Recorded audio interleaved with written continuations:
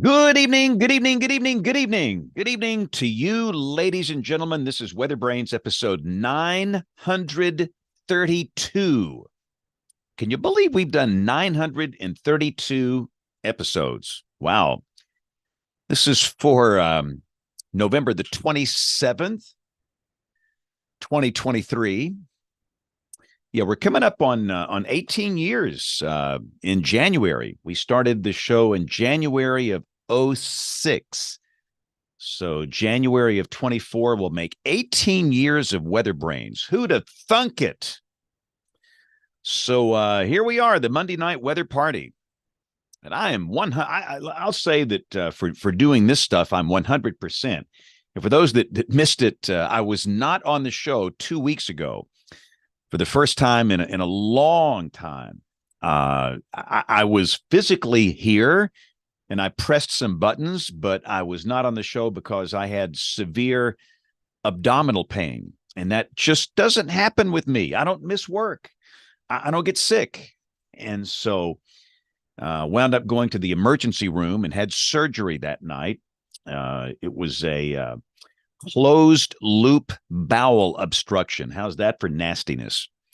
It's pretty serious stuff, but boy, they were so good and got me fixed up, and I'm good to go. So I still can't, at the gym, I can't lift weights quite yet. I should be able to do that next week, but all is well. The only weird thing, I've had this tendonitis in this right arm, tennis elbow, because I play tennis pretty hard on Sunday nights, and that thing flared about 2 months ago, and they worked on it, and it kind of went away. Well, it came back while I was out of service there for a week. So that's weird, but hey, that is nothing but a minor inconvenience. And they say you work it, and it'll go away. Bill, you okay? You look focused. I'm stressed. I'm stressed. You're stressed. I was going to say that, but I was trying to be nice, and I said focused. Well, I forgot to invite the guests till 5 minutes ago. I had all day because you sent the invite at like 5 a.m. and that kind of messed me up. Ooh, well, sorry. I'm not blaming you. You should. I've got 72 should. tabs back here full of Christmas gifts. I'm trying to take advantage of Cyber Monday. What?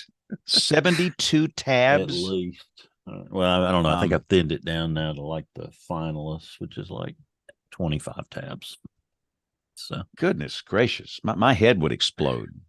I don't think I've ever purchased anything on Cyber Monday. I mean, I don't know what's the difference between Cyber Monday and Black Friday, and I think they put all the, they figure they made their money on Friday, so they let us all have a break on Monday if we're ordering online. But so the only thing about this day and tomorrow that gets on my nerves is the volume of email you get. It's just overwhelming. Mm-hmm. I mean, there are a bunch. That's true. Guys, stop it, okay? I mean, if I need to buy something, I'll go find it. I mean, you spam me enough, I'm going to just block it. I mean, and then tomorrow, and again, these are great causes and great ministries, and really great entities for Giving Tuesday. But after hundreds of emails, your eyes get crossed, and you're foaming at the mouth, and you just hey man, you just so I think they could take just reduce the number of emails. Life would be better for a lot of us, but that will probably never happen. And I'm one of these guys that likes the inbox zero. I don't like icons on my desktop. I don't like emails hanging around the inbox. I like to clean it out, because if you don't, hold up here. I don't know if you can see the number there. Ooh, 204,000. That's pretty good, James. Yeah, that my head would explode. Well, they're getting rid of my favorite service that the internet ever created. MySpace? Going away. No. that was number 2. Farmersonly.com. Nudge Mail, which was the most fabulous program ever. And Never heard of it. You get an email and you send it back to your Nudge Mail account when you want it to come back to you. Like I want it to come back on December 31st, or if I want it to come back at 4 p.m., or if I want to, Well, that's built into Gmail. Well, I can't use Gmail though, because I've got too many different email accounts. So be too much Well, trouble. Sure you can. Just route them all. That's what I do. I bet you I've got 24 email accounts, and they all go to this master Gmail account, jspan@gmail.com. You Every can do one of that those with things. Gmail. You can They you can flow do it. that. They flow into Gmail. And so the spam filter is really good. It's not perfect, but it's darn good. And you can snooze them. Just snooze them to whenever you want them to come back. You may have so to do that, James. It's You're always on the cutting edge. well, no, I'm a squarester. I'm not a hipster, but I mean Gmail is old as Methuselah here, but it just works well for me. I have to have a way to triage everything, Right. and it's just best for me. And you can snooze and block. Just it's very easy. So, Well, anyway, I'm sad still that my favorite program's going away. So, Dave, can you hear us okay? Yeah, I should have said hey to I Dave. can Hey, hear Dave you Carroll. just fine. How about me? All right. Loud and Sounds clear. great. Loud and clear. So 5 by 9. And nobody even knows what that means. So I was, in terms of some of the things that we'll talk about, if you want to talk a little bit about the Virginia Tech meteorology program, 10 years since we were last on here, I guess. I know we need an update, Dave. And I've got a couple of slides. I don't know how you all do sharing screens or anything like that, but I can always show some pictures as well. Yeah, just be aware that most people listen. And so just be descriptive, and that's fine. I mean, about 25% watch, 75% listen. And I've given everybody permission to share their screen here. So you're good to go. Okay. And I am very guilty. Sometimes I'll show something and I forget that most people listen and it makes zero sense. Hey, look at that. And then, of course, people can't look at that if they're listening. So yeah, I have to be better at it. But we have no storms down here. That last week was a weird show because we had storms, and when you've got thunderstorms here, that is the ultimate distraction, and that you are working and you are on duty and you've got to monitor things. But we muddled our way through it. But tonight is just cold, cold. Maybe a little bit hinting towards El Nino-like patterns right now. I mean, we've had a pretty significant drought with some, very significant wildfires up here in Western Virginia. Yeah, I saw some of those videos out of Eastern North Carolina and Virginia. Scary.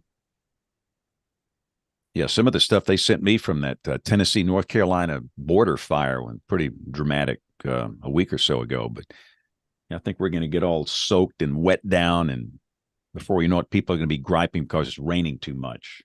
Yeah. It's just like this is the season because every night for the next 2 weeks, there's a big Christmas parade. There's a Christmas tree lighting. There's something going on outdoors. And the faucet's about to be turned on, and people will not be very happy. In fact, I've got to do a Christmas tree lighting in Cullman Friday night, and it looks like there could be a break in the rain for that. But Taylor Hicks, the American Idol guy, he's supposed to perform, and I'm the MC guy, and I'm doing the weather live up there on television. So anyway, it is what it is. But I don't think we'll have any tornadoes. And welcome to our television viewers and are watching on the television side. We're at the top of the hour. It's Monday night. It's WeatherBrains night for the weather dweebs, geeks, dorks, weenies. If you're watching the digital weather channels, you're a weather dweeb. So every Monday night we're here so we can get this party started here. So let's record the audio tracks. Make sure Dave Call can hear us, James. Dave, can you hear us? Sorry about that late invite there. That's okay. I can hear you guys fine. I'm glad you sent it to multiple emails because it didn't come through to the one, and the other one it got thrown in the junk. Yeah, well, that's where most of our stuff goes, Dave. yeah. That shows you the quality of panelists we have here. All right, here we go in 5, 4, 3, 2, 1. Join the American Meteorological Society by becoming a member of the band. The AMS Weather Band is a global community of weather enthusiasts dedicated to learning and sharing their love of science. Visit amsweatherband.org to learn more and join the band today. You're listening to WeatherBrains. They're kind of a big deal. Hey, Bill Curtis said we're kind of a big deal, so maybe we're kind of a big deal. How many podcasts get Bill Curtis to open them up like that? I mean, come on. This is WeatherBrains. This is episode number 932.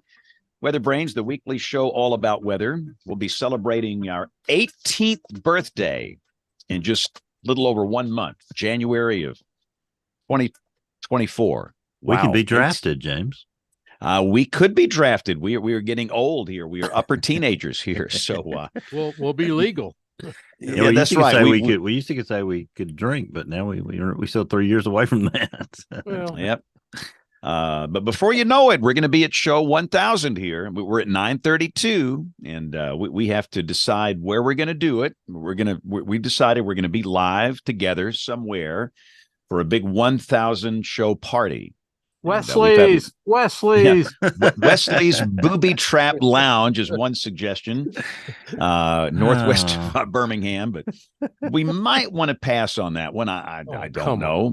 We've had the National Weather Center. We've had a number of barbecue joints, but we got a little bit of time to figure that out. But anyway, the tones you heard there was Troy Kimmel down in Austin, Texas, where the Texas Longhorns keep rolling along. They do.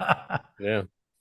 Yep. That was. I know you're an Aggie deep down in your heart, but yep. But impressive what the Longhorns have done. I mean, we'll see how that plays out on Saturday against Oklahoma State. But anyway, they've done a good job. Got to be proud of them. As we morph into football brains here, what do you think about your new coach at Texas A&M? Oh, something happened over there. Like Saturday night between 10:45 and 11:45. Yeah, how many times Shortest did you have to call tenure of a coach ever? To short circuit Bob Stoops' chances there. Exactly. In Mississippi State, they have a new coach from Oklahoma. What was it? Did I see something today? I mean, we're going to take this football brains. Did anyone see the picture today with the head coach and Manning together on campus at Mississippi State? Anyone see that today? I don't know if it's a joke. What? Manning as in the kid at Texas, as Manning? in the kid in the middle of Texas, supposedly. But there was a picture I saw floating around the internet. Will Rogers, the quarterback at State, is hit the transfer portal, so they need a quarterback. He's been there like 17 years. How many more? Manning apparently was in Starkville today. So Jeff, they hired Jeff Levy, who was the offensive coordinator at OU, and and they also anyway, these are interesting times, and we did not mean to turn this into football brains. James ate a lot. What do you think about Jeff Levy? Have you ever heard of this guy? What do you know about this guy? Give us some 411 here. And what's good the luck. Story? Oh boy! See that all the Oklahoma people now that he's leaving, they're going to say, "Oh man, the guy sucks. So he's horrible. He's a bad dude, man." No, he must be doing something right. He had 69 points Saturday, wasn't it? I thought it was a basketball score. No, I wondered where the basketball game was, but Well, what's a scoop on this guy? James, give us a scoop real quick. He was on staff at Baylor during the Art Briles years. Yeah. And so there is some of that still kind of lingers. Little baggage. Okay. Well, we'll see how it all plays out. But we're a little thin tonight. So you are the official Oklahoma contingent tonight. Kim's going to try and jump on late, but I think Rick is out tonight. I know that Dr. Jacobs is out tonight. But let's just go to Bill Murray and let's bring in our guests before they hang up and run. Let's get back to weather brains as opposed to football brains. Yeah, no comments about the Iron Bowl there, huh, James? Just let that one lie. Look. No. I understand it's like politics. I don't do politics. I don't do Alabama Auburn stuff because I don't want the haters. And I tell everybody I finished at Mississippi State. Everybody hates me. So that way Alabama people can hate me and Auburn people can hate me equally. So there you go. You already have the haters. Open fire. Well, tonight's first weather brain is the suggestion of listener Edward Shaw. He reached out after our Alabama James spoke to their chapter at Virginia Tech a few weeks ago. Edward's in his last year of his undergraduate, and he was inspired, James, by what you've done for the community here in Alabama.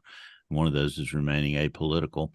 But James, he wants to make that same kind of impact one day, and he works closely with tonight's first guest weather brain as a Virginia Tech student. Says it's been way too long since we had him on the show to hear what's going on at Virginia Tech.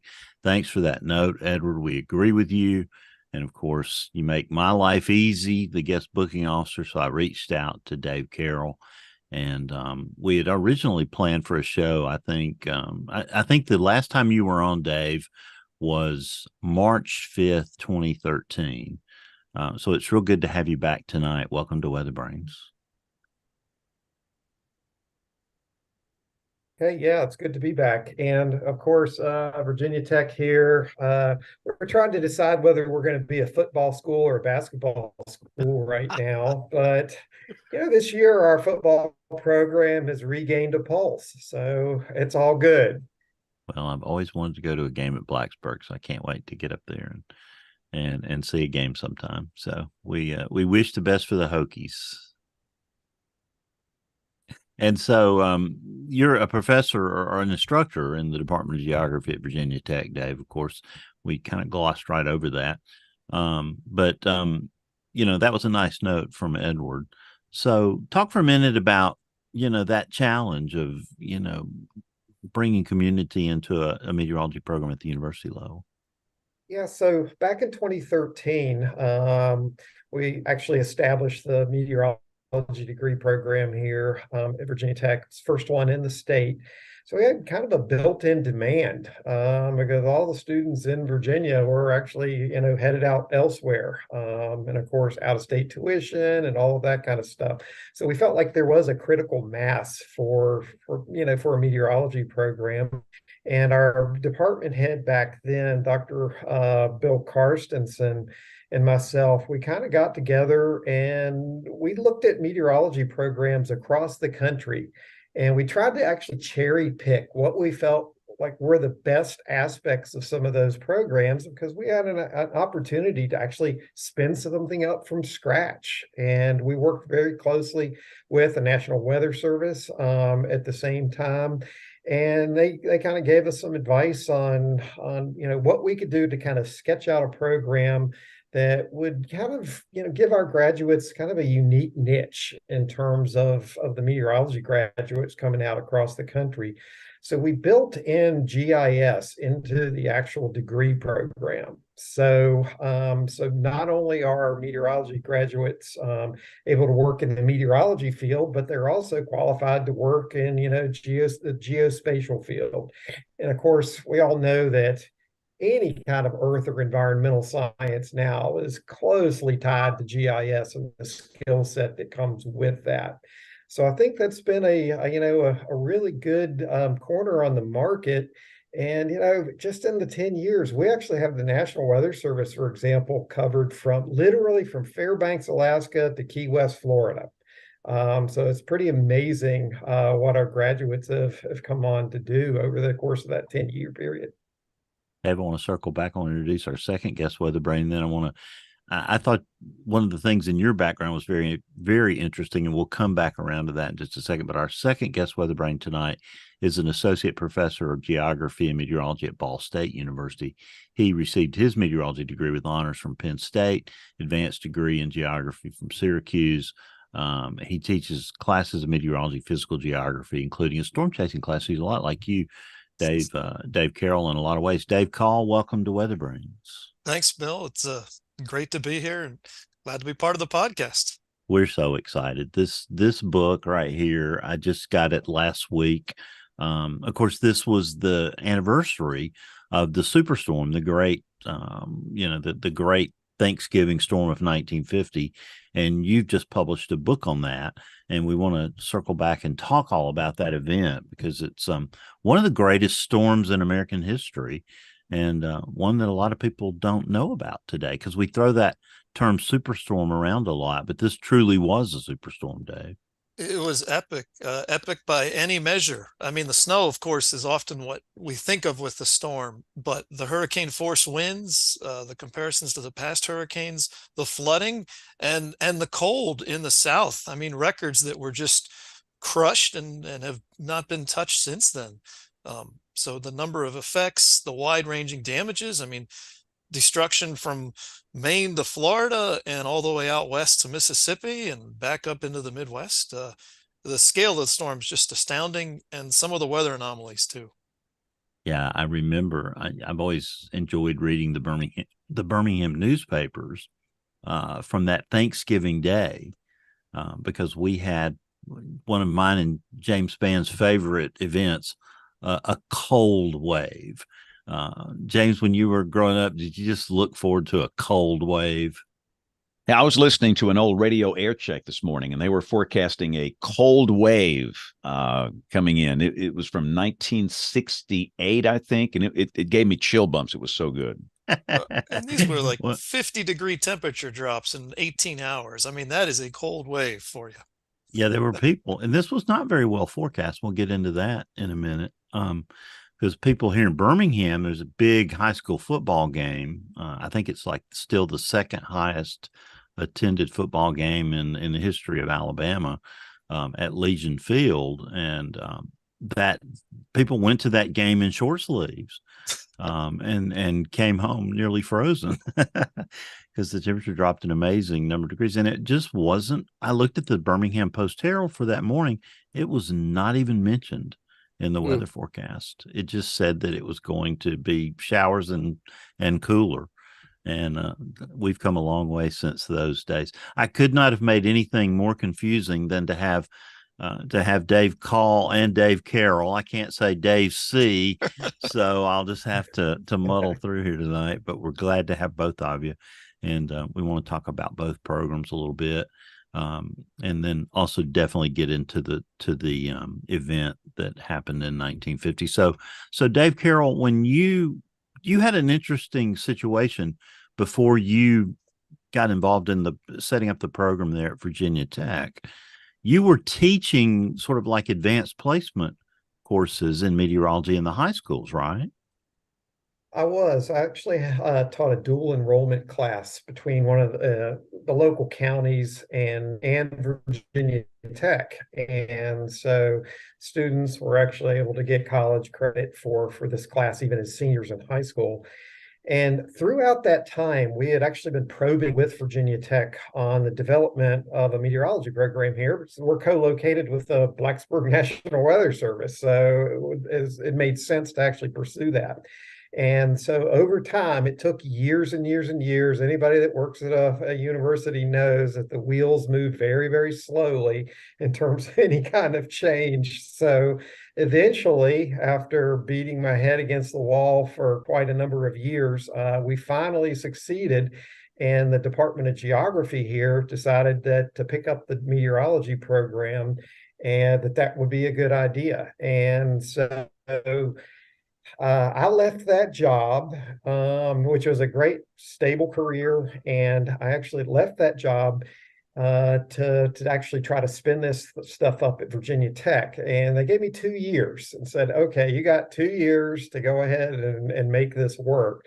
So I worked with our department head and got the classes together, pushed it through governance. Then for a new full degree program, we actually had to go through the state.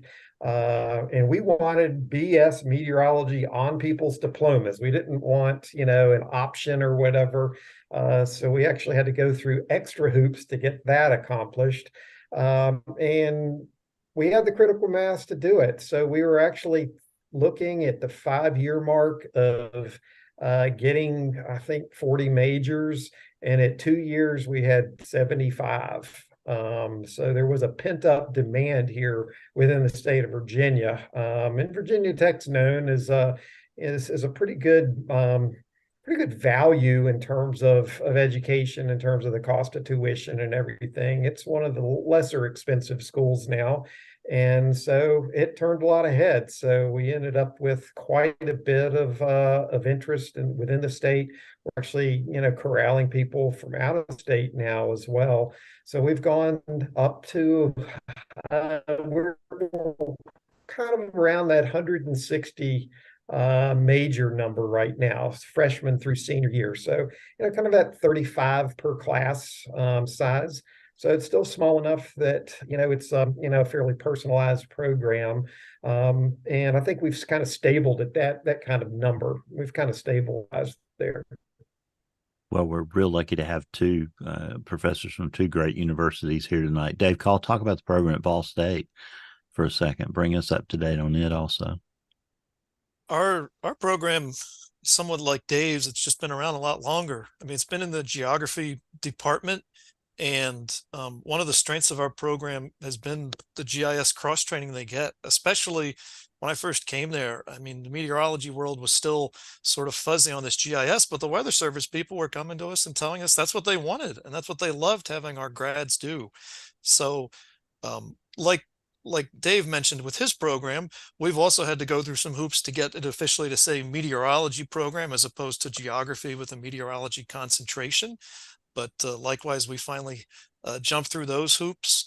The other real strength in our program is the applied sorts of stuff, especially the broadcasting. We've got a great College of Communications here at Ball State, and being a smaller university, we don't get some of the silos that you get at some larger schools. So they've been real generous at letting us use their facilities, and our students have spun up their own weather programs. The bottom line is generally our broadcast students are now getting hired before they graduate, if not even a semester before. And so they're all over the place. We've got people all over the place with the Weather Service too. I don't know if we have them all the way down to Key West, but they're scattered about through the country.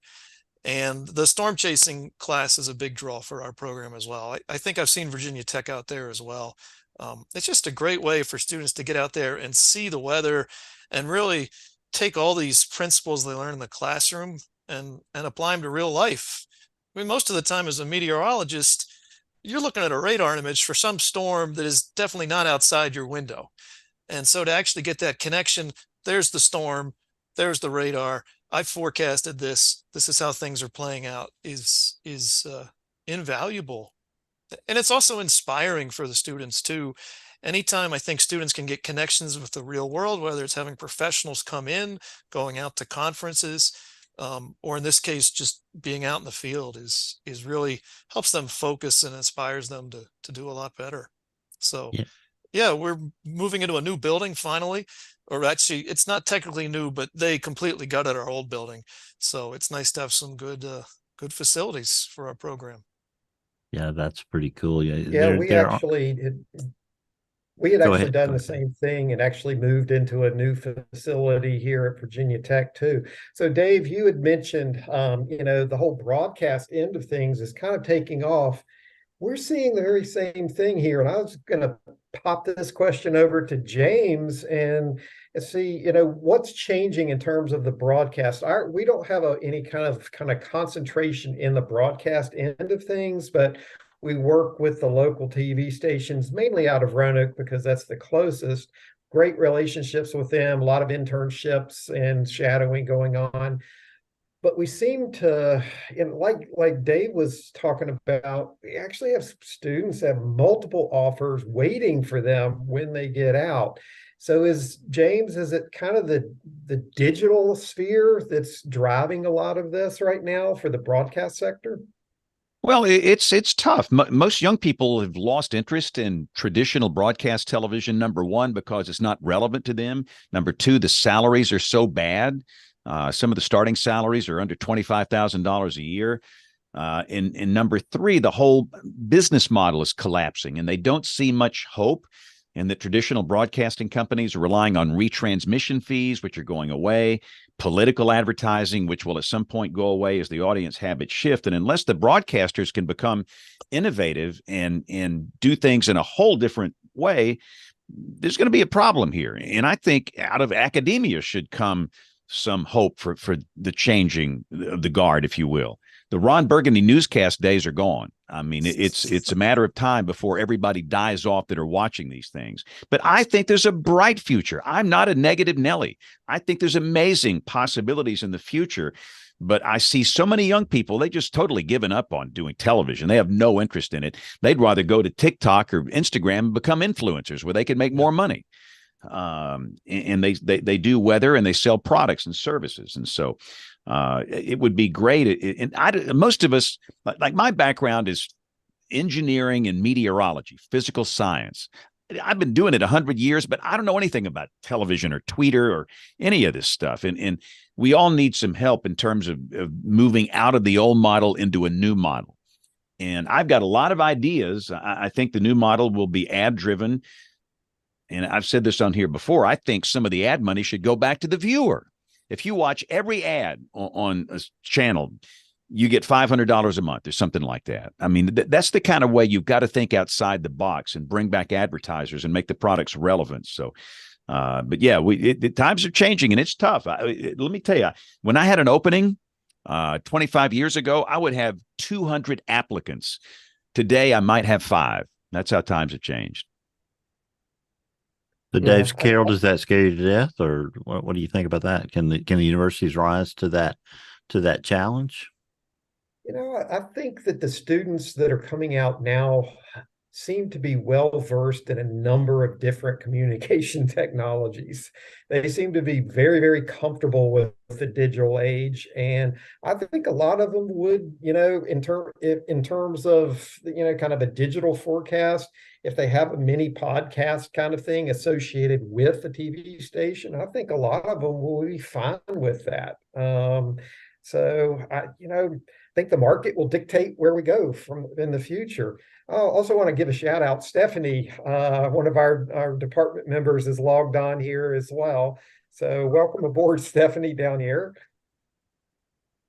Hi, yeah, sorry for being late. I have a daughter, bedtime stuff. So Well, we know how that goes, Stephanie. Welcome to the show. It's Dave. Why don't you go ahead and introduce her? Tell us about Stephanie. So Stephanie Zick, she's our tropical expert here at the Virginia Tech Meteorology. And Stephanie, you'll have to forgive me. 5 years ago, you joined the faculty. I can't remember. Everything runs together. It's like year 7. Yeah. 7. Oh my gosh. Wow, that's amazing. Dave, Carol, I want to go back because what got you into the weather side of it? Because you came at it at this weird angle. Sounds like from an engineering perspective. Talk about how you made that transition into the university meteorology program. So, a lot of people think of me as the tornado guy at Virginia Tech. So I'm like Dave, I run the storm chase and things like that. But my interest in meteorology actually was spawned out of my love of the outdoors. I grew up, I loved to hike and backpack and fish, do all of those kinds of things.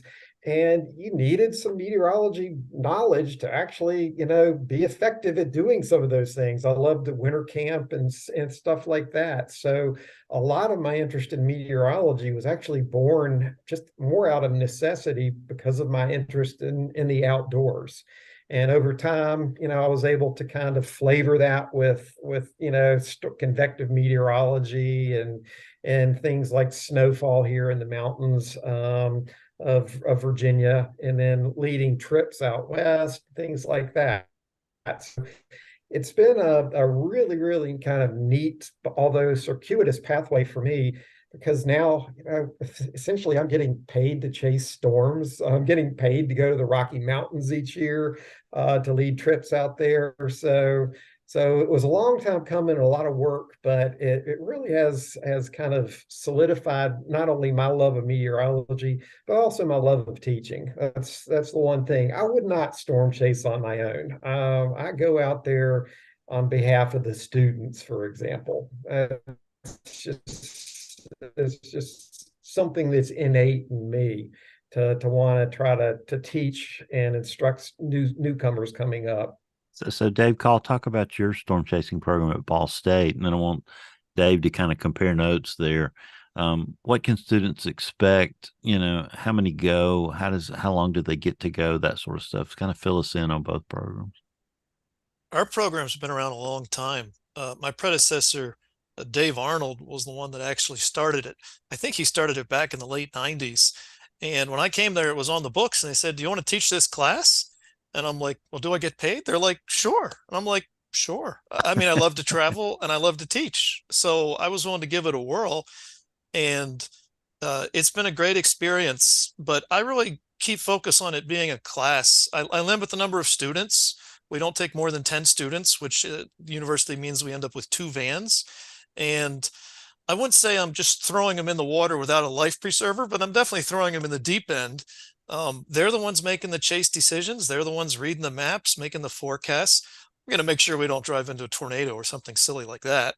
But I try to say that on the better trips, they turn me into the driver, and they're just basically telling me where to point the van. And some groups have achieved that, but it's really enjoyable to teach that class because we're in academia. We like teaching because we like watching the students grow. It's real exciting to see them come in as wide-eyed, sort of clueless freshmen and graduate as seniors and going to be professionals in the field. But on the chase trip, over a course of 2 weeks, we see that evolution. They come out there those first few days and they're sort of clueless with navigating. They're still figuring out the radar and the forecasting. But again, by the end of the trip, they are the ones doing it all. And occasionally late on a trip, I've gotten like a cold or something and had to step aside for a day or two while they basically are running things. And they do great. And it's just so gratifying as an instructor. I mean, it's the same thing you feel sort of as a parent when you see your kid take steps or you see your kid, have other achievements. But to see that all in 2 weeks, it's really transformative. And it's a once in a lifetime experience. It's amazing. When I see an alumnus from the trip, it doesn't matter if we came back last year, we came back 10 years ago, or we came back in 2008. They start talking about the trip as if we just returned. It's one of the highlights of their life, whether or not they went into meteorology or emergency management or something else. It's really just a great experience for them. And Yeah. like Dave, I love to travel. One of my degrees is in geography, and I like being in a meteorology and geography department. It's just neat to see the country. There's a beauty about the plains. Just those sort of endless fields of wheat, and then of course seeing the Rockies, driving across Colorado, chasing in the mountains of New Mexico. I can't believe how far I've traveled on this trip. We've gone all the way to Great Falls, Montana, not once but twice. And we've also been way down in far south Texas, where it looks like you're in Mexico, but there's beautiful storms. We don't really venture into, say, the Mississippi Valley or anything like that. We're not going to deal with the pine forests of those areas. But Yeah, there's a lot of yeah, I beauty think, seeing the country. Dave, you've got it right on the ball there. I see the same thing out of our students. By the end of the 2 to 3 week span that we're actually out there, they've grown as forecasters.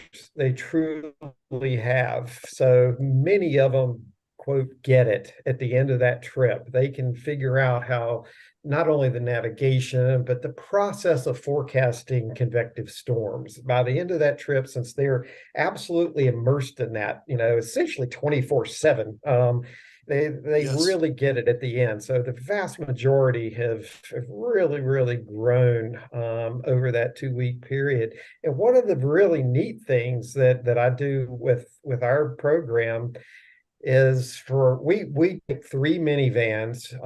We set up a chase computer in the second row. So myself and whoever's riding sheets, we run 3 minivans on each particular trip.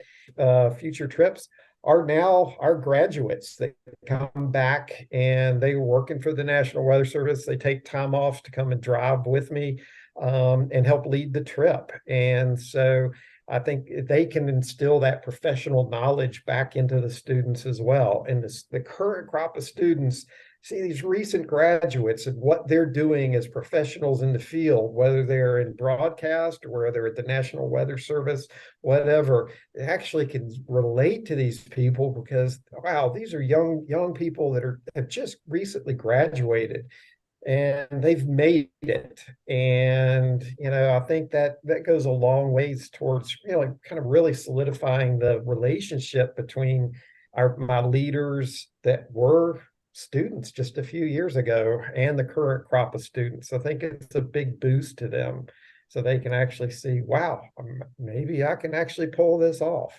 Absolutely, Dave. I think those interactions with professionals, a lot of times we'll visit one of our alums who works at a TV station or elsewhere.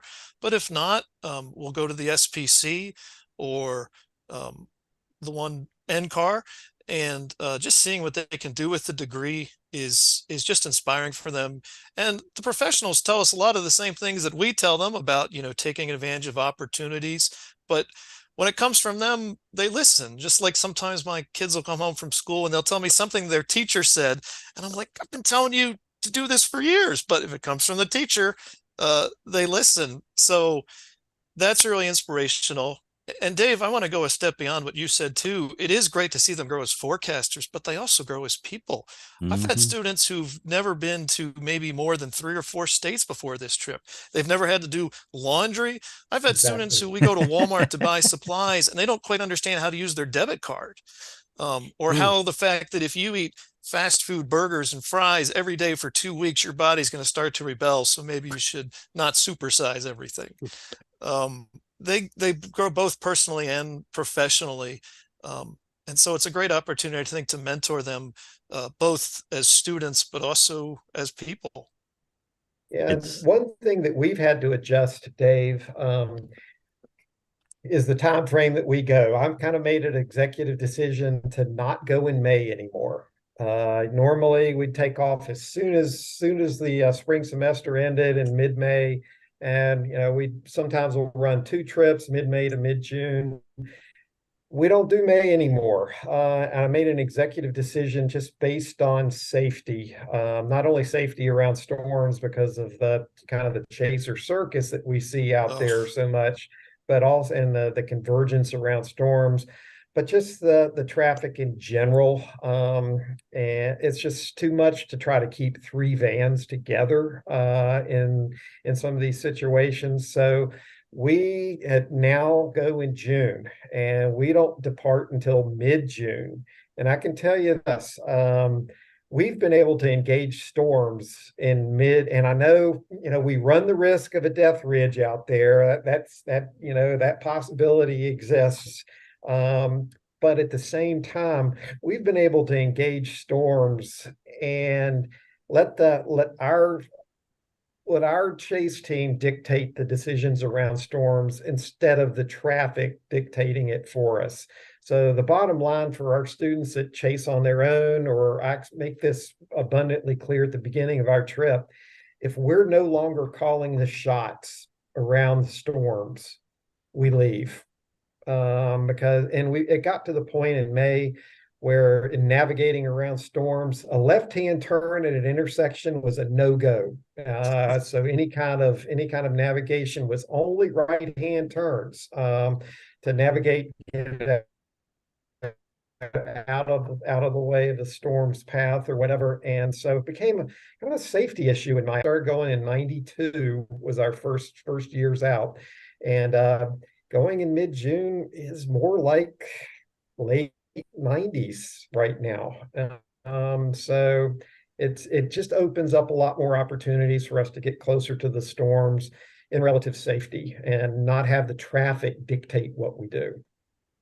Well, in that time of year, you're going to be chasing in places like the Dakotas and Montana more often than not, where there's a lot fewer chasers. I generally now, if there's a high risk, we won't go for the high. We'll play a moderate or slight to avoid the convergence. And no offense to those in Oklahoma, especially a high risk anywhere near Oklahoma, for the very reasons you mentioned, the safety and the traffic, it's just not worth it. But plus with high risks, the storm motions are often so fast. A few years ago, there was, I don't know if it was a high or not. It was 2 years ago. There was one that was close to high up in like North Dakota, South Dakota. The storm motions were just unbelievable. And it's like, you can't stay safe in that environment. You can't see anything. You're just trying to watch them roll by. So, yeah, there's a lot to be said for going out at a time like that. And you're right, the traffic just keeps getting worse. I mean, everybody has radar on their phone. Everybody now, it used to be great if you got a picture of a tornado. Now, if you're not getting blown away or debris, nobody wants your photo and video. And as you know, Dave, and I'm sure as the people on this Zoom call know too, there's so much more to see than just tornadoes. And being able to see a storm, an isolated storm in Montana, that's a treat that is a treat in and of itself. If it drops a tornado, great. If not, being able to see the entire structure, the tilted updraft, the mesocyclone, all those features that you see diagrams of, and being the only one on it, it's amazing. A lot better forecaster to find tornadoes not in a high risk spot. Oh, and the radar coverage in Montana, that is chasing for the real chasers. Between the radar coverage issues and the fact that you'll turn onto a road and there will be no turns for the next 75 miles. You do have to gas up, though. I almost ran out of gas my first time in Montana, not realizing how empty and desolate eastern Montana is. It makes Wyoming look crowded. Well, and let's be honest, from all the years I've been doing this, most tornadoes are simply an afterthought compared to the structure of a nice supercell. Occasionally you get the nice photogenic tornadoes, but most of the time, I'm much more in awe of the actual storm itself than the tornado. I like to actually, let's nab a tornado for the students. They can check that box off. Now let's focus on the storm itself. We have a lot in common, Dave. Maybe I'll have to change the date of my trip to go out in June and join you sometime. I think we've sort of taken over this podcast. No, I love it. We just commented in the chat that it's like watching a tennis match, but I don't think we could have come up with a better pair of guests. And Stephanie, we want to learn a little bit about you. James A has a question for our GIS experts here, so jump in and then and tell us. He's going to get you to tell us a little bit about you too. Go ahead, James A. Oh, Stephanie, you introduce yourself, and I'll delay the GIS thing because I'm in the midst of 2 GIS projects for school right now, and lots of paint has come off the walls in this room. Okay. And I've only watched actually a couple of WeatherBrains, so apologies for that. But I'm glad to meet many of you. My name is Stephanie Zick, and I am an assistant professor at Virginia Tech. I started in 2016.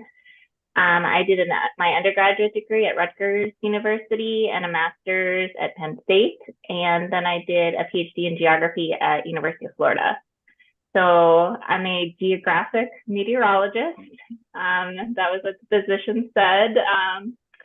And yeah, I do a lot of spatial analysis and really shape structure of tropical cyclones and precipitation more generally. And yeah, most of my research is tropical meteorology or hurricanes, but I also use models. So I use numerical weather prediction models mainly, and I do numerical weather prediction model verification. So how well are models performing at predicting rainfall? And then here at Virginia Tech, I teach everything. Honestly, I pretty much after the spring semester, I will have taught all of our core courses. So currently I'm teaching Dynamic Meteorology 1, and next semester I'll teach Dynamic Meteorology 2. So those are thermodynamics and dynamics, basically. But I've also taught synoptic meteorology and our intro meteorology and physical meteorology. And our electives that I teach are tropical meteorology and numerical weather prediction. Yeah, those are the main things. Thanks for having me. Yeah, and within our department, some of the GIS coursework, and I'm not a GIS specialist, so I'm kind of the meteorology guy, but we actually have project-based GIS classes where, they may do a kind of a flash flood analysis and dump a bunch of rain on a certain landscape and see the end result of that using tool sets or the GIS tool set.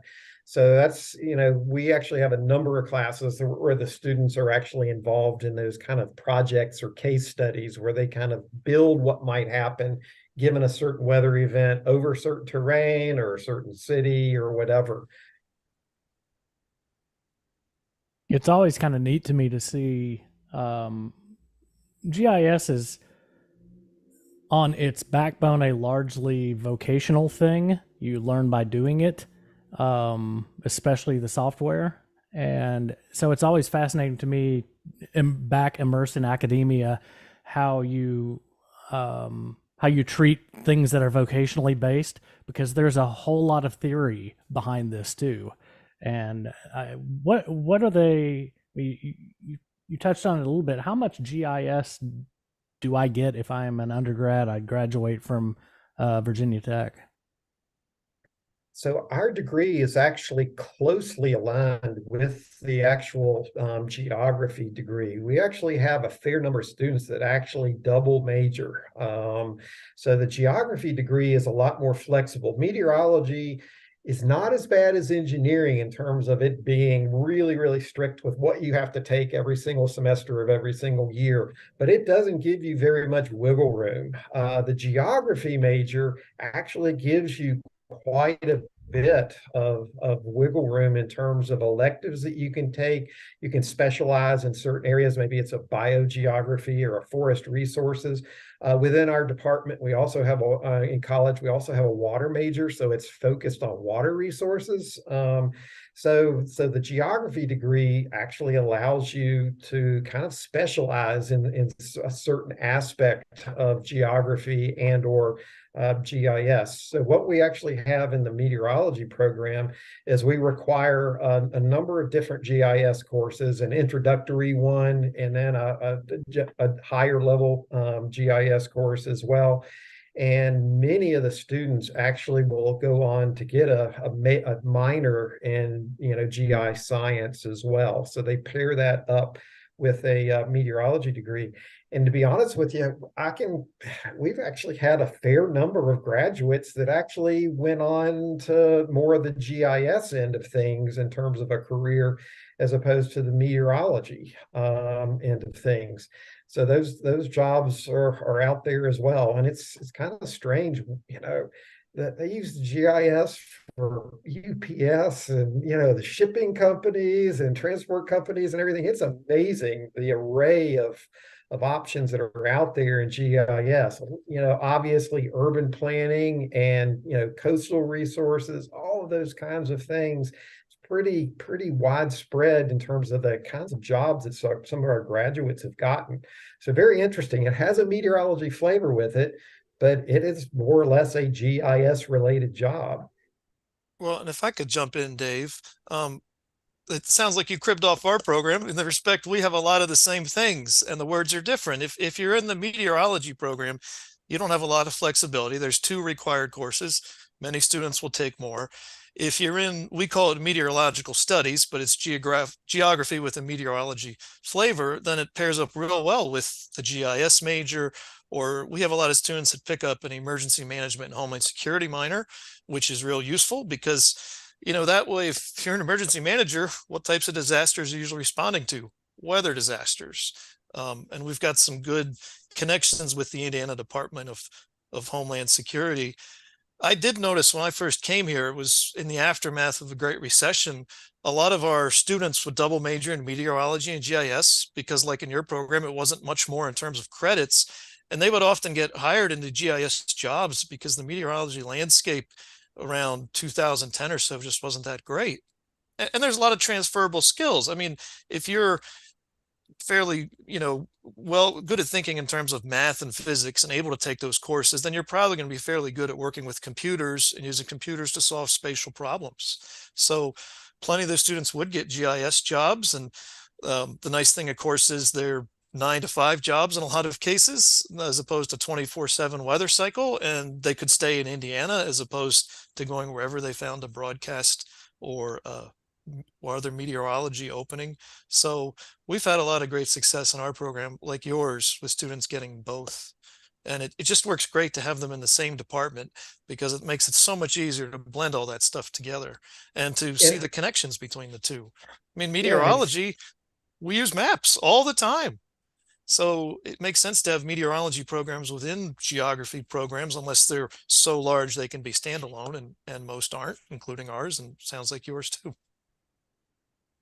Yeah, when we first established the meteorology program at Tech, we were looking for a home with it for the meteorology program. We tried geosciences. They weren't really interested in moving in that direction.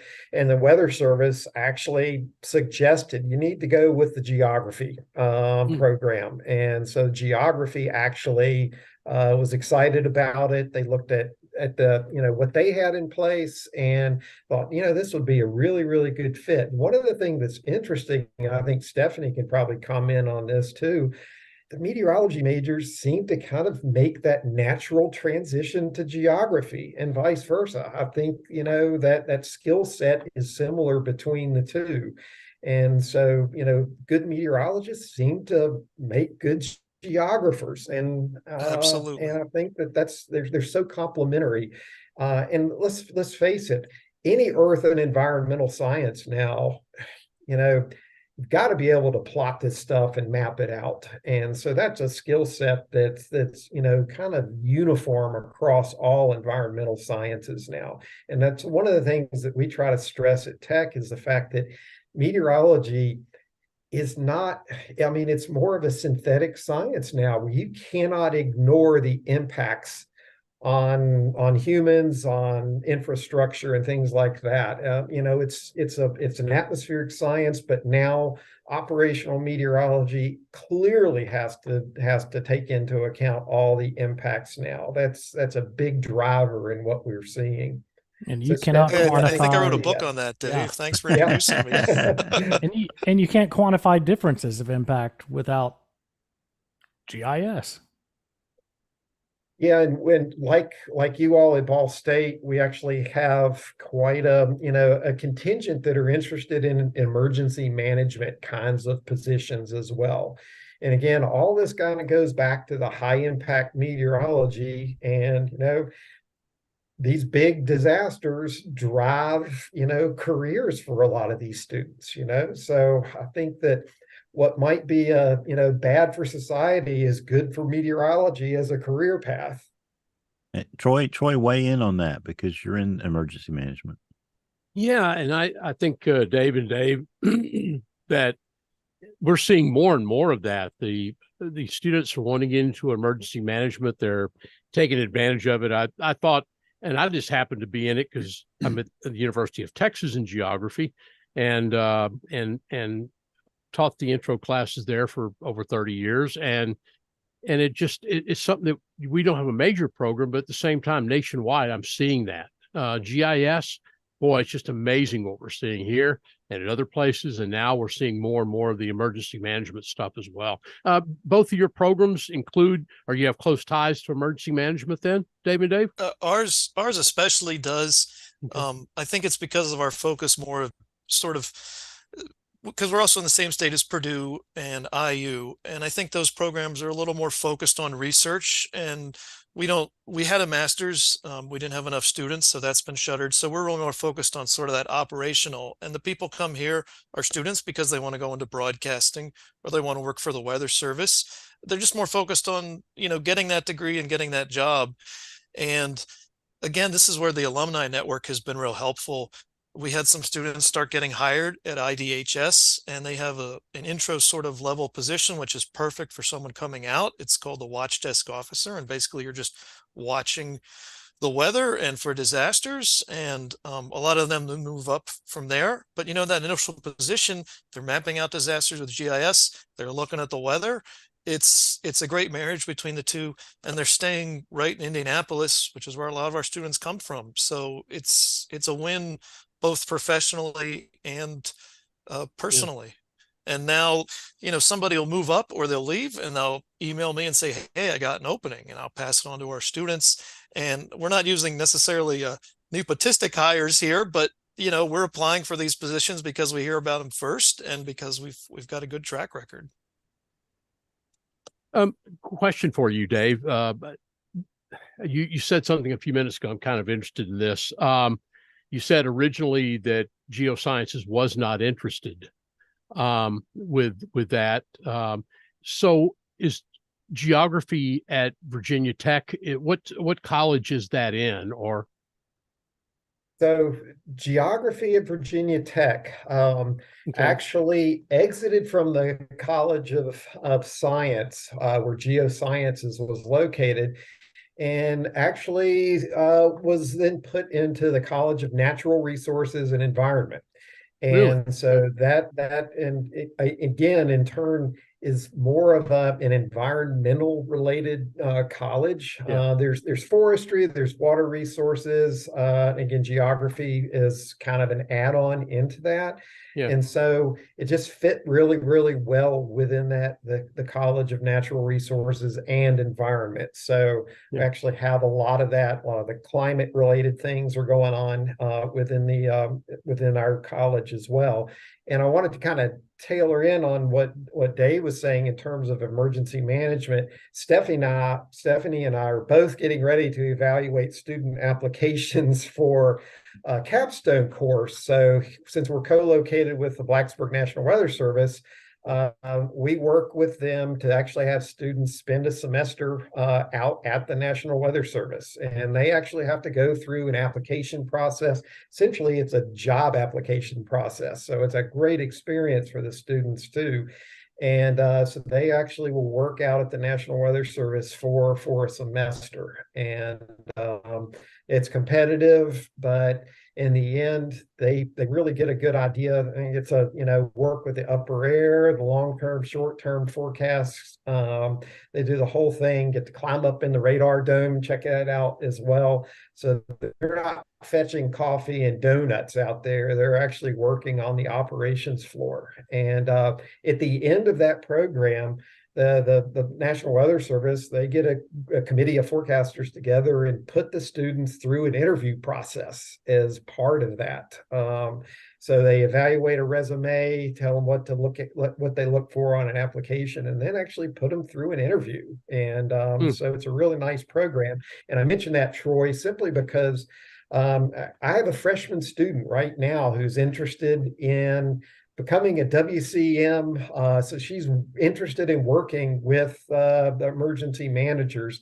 And she actually, as a freshman, has been working with the National Weather Service here in Blacksburg, has actually joined in on some partner meetings with the WCM at Blacksburg, and is getting that kind of experience as a freshman, which is really, really interesting. So that's, that having that joint kind of experience is really critical, I think, for some of these students that are really motivated to do these things.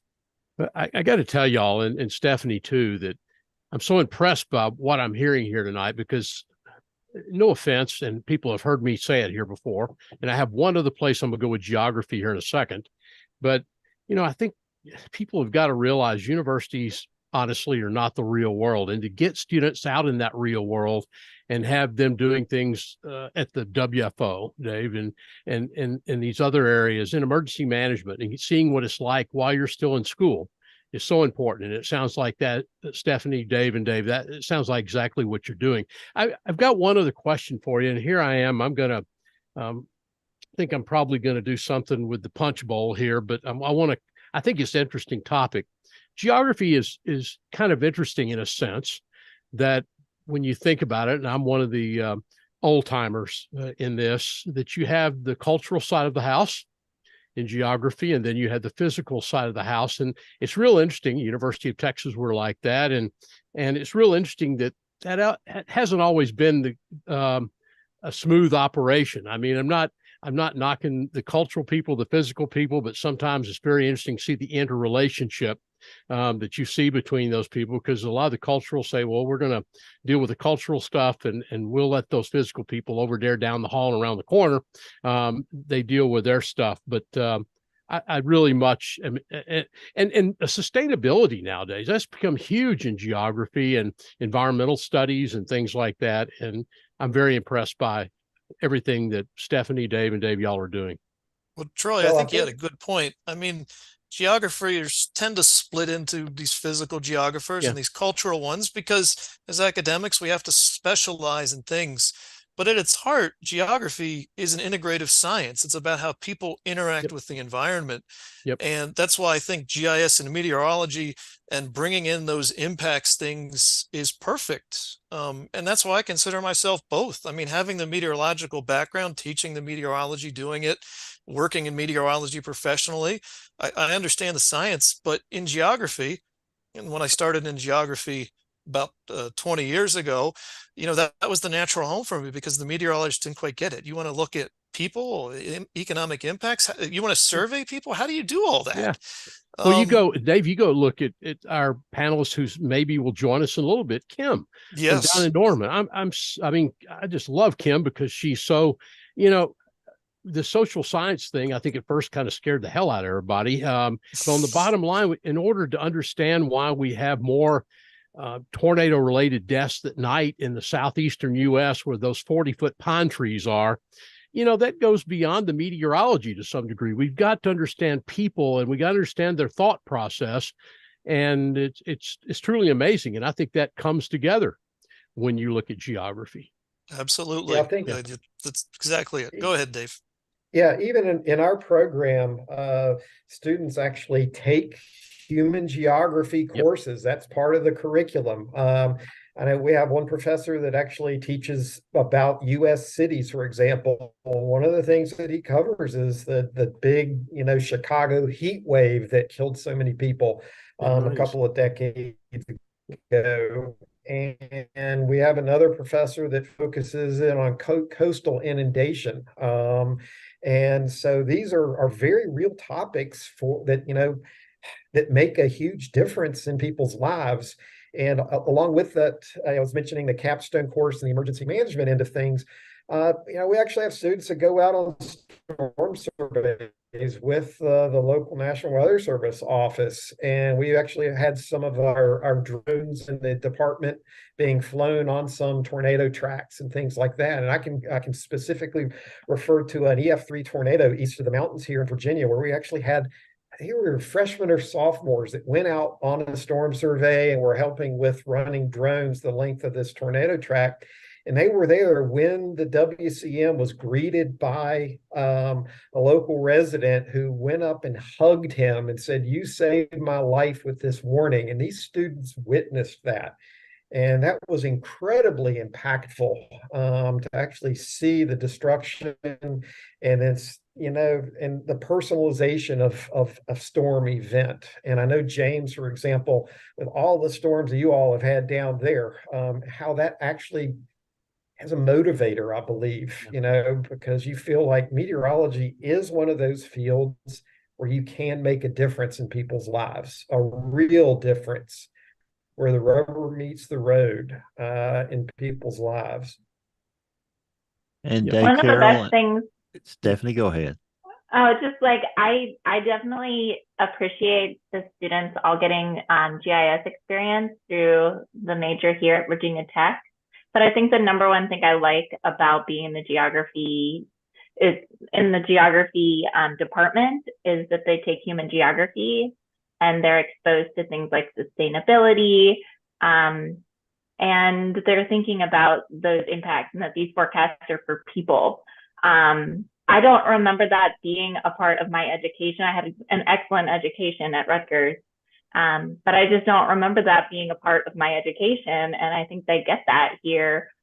So, I mean, I don't know. And also with everything that Dave's been talking about, it sort of reminds me that I'm like kind of jealous of all the opportunities that they have in our department, because I've never done like storm surveys or I didn't intern at the NWS or anything like that when I was an undergrad. But our students do have those opportunities, and not everyone gets to, because I think there's, they only have like 6 opportunities for interning at an individual time. And we have like, how many students do we have? Like 30 per year right now, I think. So like 120, maybe 120 majors at a given time. Yeah, actually, we're about a 165, I think. Okay, yeah. So, yeah, our major keeps to feel like it's kept getting bigger and bigger, but we're capped now. So it's probably not going to get much bigger for a little bit. But yeah, so it is, not every student gets to do those things, but not everybody wants to be a National Weather Service meteorologist. Some are interested in broadcast, or some are interested in going into emergency management. A lot are interested in climate now, or doing climate research. That's like a newer interest that I'm seeing a lot. So, and yeah, Stephanie, go really ahead, Dave. another really big component of our program here is the ROTC program. And in recent years, between 1 in 4 and 1 in 5 weather officers in the military came out of Virginia Tech. About 25% nationwide have come out of Virginia Tech. So there's a really big ROTC connection that we see there as well. And I think, Dave, there's so many different parallels between Ball State and Virginia Tech. One of the things that I try to stress to the students, doing well in classes, that's great. It's not enough. You're judged now on a body of work when you come out of a university. And if you've done well in classes, that's all good and fine. But for those people that can check all of these outside experience boxes, that really, really is the kind of that closes the door. Yep. Or opens the door to a lot of opportunities that you would not have otherwise. Are you seeing the same thing there at Ball State? Absolutely. In fact, sometimes I'm a little frustrated that we don't have more students take advantage of those. Here in the central region, or I don't know if it's the central region or in Indiana, the Weather Service does what they call a road show, and they'll send out the MICs or fairly high people at local offices to visit Ball State, Purdue, Valparaiso. I think they might go to IU as well. And these people are coming out, they're talking to our students about how to interview, how to get a job, what they need to know, and it's coming straight from the Weather Service. And then afterwards, they have pizza with them, they review resumes with them. Talk about a golden opportunity for networking and connections. And I'm always, sometimes I wish more students, I'll announce it left and right, and we get good turnout. But I often wish there were even more students that took advantage of those things, because just getting those names out there. So when they send an application out and the MIC says, oh yeah, Ball State, I remember meeting that person at the road show, or yeah, he came out and volunteered for a few weeks in the summer, or shadowed me for a day, or did a neat little research project, or he'll call me up and say, hey, what do you think of these applicants? And if I can say, well, this person did some research with me, they did some internships, that goes a long way. I think sometimes we forget how important good old-fashioned networking still is, and just making those connections and impressing people beyond your professors at the university. Yeah, I don't think we can stress that enough, for sure. Yep. Yeah, I teach a freshman level survey of meteorology class. It's actually not about the science of meteorology, but it's about the career pathways and the opportunities that you have, because a degree in meteorology, you can do so many things with it. There's so many options out there. So I bring guest speakers in for an entire semester every single week, and they hear from people in broadcast at the National Weather Service, private forecasting, the Air Force, the whole 9 yards. And so they get an idea of what the pluses and minuses are of these different career paths, what these people had to do to get their jobs, get their career paths started. And then the option of networking. We've actually had a bunch of students that actually ended up with full-time jobs based on that networking opportunity as a freshman. And so it's tremendous for these students to actually take advantage of it. And I can kind of tell at the end of their senior year, I can tell who's going to have a really easy time finding a job and who's going to have to work a little bit harder. It's those that have that more complete body of work. at the end of that 4-year career at Virginia Tech, those are the ones that are going to have the easiest time finding jobs. Yeah, I think my undergrad at OU, we had I think they called it orientation to professional meteorology. And it was the same thing. We had speakers come in from and some of those weeks you just went, wow, especially some of the stuff, some of the military people hinted that they did, but didn't quite get into very much about meteorology. And then in the PhD program I'm in now, which is emergency management, one of the most interesting ones we had was a seminar class on what the heck you do when you're finished with school. Because there's a lot of stuff you can do, and it's not love academia, but that might not be all it. Who knows? But those things where you get the answer to, okay, what am I going to do with this when I'm finished? Those are really neat. That's very valuable stuff. At Virginia Tech, they take they're required to do a field. What is it called, Dave? A field study. What is it? Yeah, field experience of field some experience. sort. Thank you. Yeah, so and this is in general, I think it's a really nice requirement for most students. So it can be filled in a variety of ways. It can be done with one of the summer classes, the field courses that Dave takes, or study abroad. There are a variety of study abroads during like winter semester and stuff like that. Of course, those can be very expensive, and that's not accessible to everybody. So there's also internships over the summer. They can do undergraduate research. They can come up with their own that they propose. But that sort of brings up the idea that there are a couple students usually each graduating year that have some trouble filling that requirement, just because maybe they don't have the finances to be able to do a study abroad, or they're not really interested in undergraduate research, so they don't, even though that's like free, like they don't necessarily want to do that. So something like well tailored sometimes it's hard to find. But in general, I think it really does encourage students to go out and like do some hands-on, something experiential for them to see what would be a good fit for them. I know for me that was really important because I did some like broadcast stuff when I was at Rutgers. We had this Weather Watcher program, which is still ongoing. And I really learned in doing Weather Watcher that I didn't want to do TV. That was really not a good fit for me. So I did undergrad research and it was a much better fit, but yeah. So Dave, Carol, and Stephanie, talk about your AMS NWA chapter and some of the things you're proud of there. So I'm the faculty sponsor of the AMS chapter here at Virginia Tech. When we first actually, I can't remember when we chartered it. It's been, again, a little bit over 10 years, I believe, but it's been a really nice experience because one, it's very active. We have 80 members in it at Virginia Tech. So we focus a lot on outreach. We just finished up a kind of an emergency preparedness conference or convention, and we took a storm chase vehicle and had a solar powered weather station running at this site. And then students manned these sites. They are the ones that actually interacted with the public. And I think those kinds of things go a long way. A lot of outreach to schools.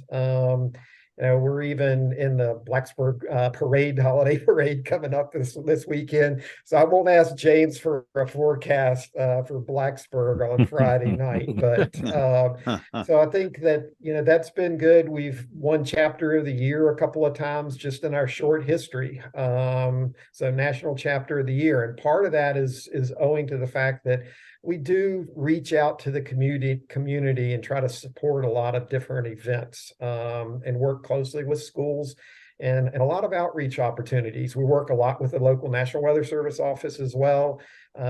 We actually have trips to the local broadcast, the regional CBS, NBC, ABC affiliates as well. Been to all of those, and it's just been a good bonding type of club for a lot of these students too. And I think that's really important. Virginia Tech is a pretty big university, and if you can instill a sense of home into the students where they feel comfortable. And, our department is set up in that a great way where we have a big atrium that's big skylights, and they all gather there to study. Even though it's a big university, our academic advisors take the freshmen and they actually hand schedule the freshmen in the big general ed classes. So if they're taking, physics or whatever math class where you may have, 200 or 500 people in it, the academic advisors will actually hand schedule these students into the same classes. So they will actually have majors, people that they know right off the get-go, their freshman year, their fall semester, their freshman year, where they actually don't have, these giant classes alone. They actually have students that they've already met through orientation or whatever in these classes with them. So I think that goes a long ways towards kind of softening that blow of these students just being, immersed in a really big university all at once. And this way they kind of get that sense of home in our department at a very early on in their academic career. Stephanie, anything you want to add to that? I haven't been super involved in the AMS NWA chapter other than I go to the AMS annual meeting. And I know a lot of our students they've been able to go, they're able to get some funding from the university and the college to help them go. We normally have, I'd say about like 10 or 15 current students that go to the annual meeting. And I think at this point, like, I definitely think we should start up like a night where we like have a dinner out or something, with alumni and stuff like that. Cause it's great to have all the students get together with current and alumni students. And I know some of the bigger schools that have been around for a lot longer, they do stuff like that. But yeah, I haven't done too much with the chapter as much. I don't know why that is, other than, Dave's so hands-on and he has more time, maybe. Well, Dave Call. Bill, I'm sorry. One Dave, thing I'd like to put to the panel here, and this is one of the things that I'm hearing from employers across the board. And so, James, Troy, Bill, Dave, everybody can chime in on this. But one of the things that I'm hearing across the board is the meteorology has changed in the way that students need to graduate with communication skills now, to work with partners. And that's one of the things that I'm hearing across the board.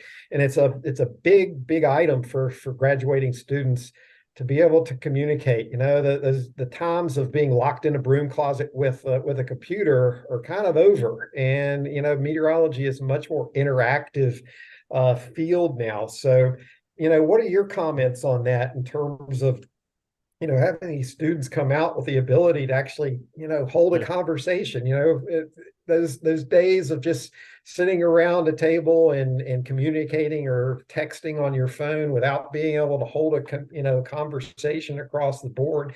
In a job interview, for example, where, that's one of the things that they'll do. They'll take you out for, to dinner, and they're not doing it out of the kindness of their heart. They're trying to figure out, can you fit into this, this department or this office? Well, Dave, everyone on the panel, we've also been dealt this card over the last 2.5 years of COVID. And I think it's been very unfair. I see students. I had a young man that I visited with a couple of weeks back, and he had recently graduated, and I asked about an internship. He said, internship? He said, I graduated recently. We never had the chance to do an internship because it was gobbled up by this damn thing called COVID. And that's changed things. I think we have to do it. And especially, Dave, like you mentioned, we've got to get kids to communicate. They've been hung up on this Zoom stuff for the last couple of years, which has been very unfair. I just don't think it's a good way to teach class. Sorry. It was necessary, and I think we learned a lot at the university level, but at the same time, back in the classroom, back in person stuff is what we need to do it. And I think, Dave, all of you, I think we've lost some degree of our communication skill in our students over the last couple of years because of that. I haven't personally seen a drop off in communication skills necessarily. I don't know if Dave can comment on that. One thing I would say for myself, from a teaching perspective, is I think a lot more about accessibility since COVID. Maybe that's just because that's like a topic that's sort of like a hot topic or whatever. But I don't know. Like, I'm thinking about things so that students can access the course, so that they can stay home when they're sick and that sort of thing. So making it so that students can access the course however they best learn, that sort of thing. Providing the notes so that they can download them from home or be able to do the assignment from home when they're sick. Yeah. Well, I understand that, but I still believe in the classroom is where we need to be. I think that is where it is most efficient. I think that's where students learn the best. There are too many temptations with Zoom that I saw in the 2 years that I taught that way. I mean, it just and you also saw, to some degree, at least I felt like I did, I saw a decrease in grade point average over that same period of time as well. It affected our secondary schools here for sure in Alabama. Yeah. There's no question the scores suffered. I don't think it affected grades and affected mental health for sure. Oh, absolutely. Yeah, we're still just talking to students. Some of them really struggled. Yep. And I absolutely believe in hands-on learning. So like, I'm teaching thermodynamic or dynamic meteorology class right now. And it's like maybe 50% lecture, because I do hands-on assignments, and I also really encourage peer learning. So I have the students work on the homework in class together, and I walk around and help them. I want them to be talking to one another. I want them to be asking me questions. So yeah, active learning is super important to me, and I think it's best done in the classroom. Yep. Yeah, Troy, I feel exactly the same way you do. In fact, during COVID, Virginia Tech gave us the option of teaching in-person classes, and I opted all the way through it to teach in person. And so, they had organized the rooms, spread desks apart, well apart. So a room that had a 200-person capacity only had, 50 people in it or whatever. But I felt so strongly about that I went ahead and I taught in person the entire way through it. And so, from my background, even coming from kind of a high school, from that kind of a teaching background early on, I felt the value was there. And, that's the way I took it and ran with it all the way through COVID that way. So I felt exactly the same way you do about it. And I do too, Troy. People, when they talk about their time in college, as much as we love to say they talk about their classes, they're talking about all those other experiences, the late night study sessions, pizza socializing, and being part of a community. And it's just hard to build a community online. And I've gradually, this semester, I've been dealing with some health issues. I'm immunocompromised. I could have opted to teach online. And for the most part, I am doing stuff online. Again, I'm ordering meals online. I'm going to religious services online, but I'm still going to the classroom, because it's like, look, you folks are adults. If you're sick, now that you can get stuff online because I recorded everything during Zoom. You also know to wear a mask. And, my students have been good and mature about that, because they recognize the value of just being there in person with each other. There's just so many little things and nuances and things that get lost when you're on Zoom. Myself, I like meeting with faculty as much as possible in person. Again, those back channel conversations, those little, hey, can I ask you a question at the end of a meeting? Or for a student, hey, Dr. Call, I learned so much, and you just can't get that in the online environment. The nonverbal communication is so much more than we estimate. I'm kind of I'm with you, Troy, too.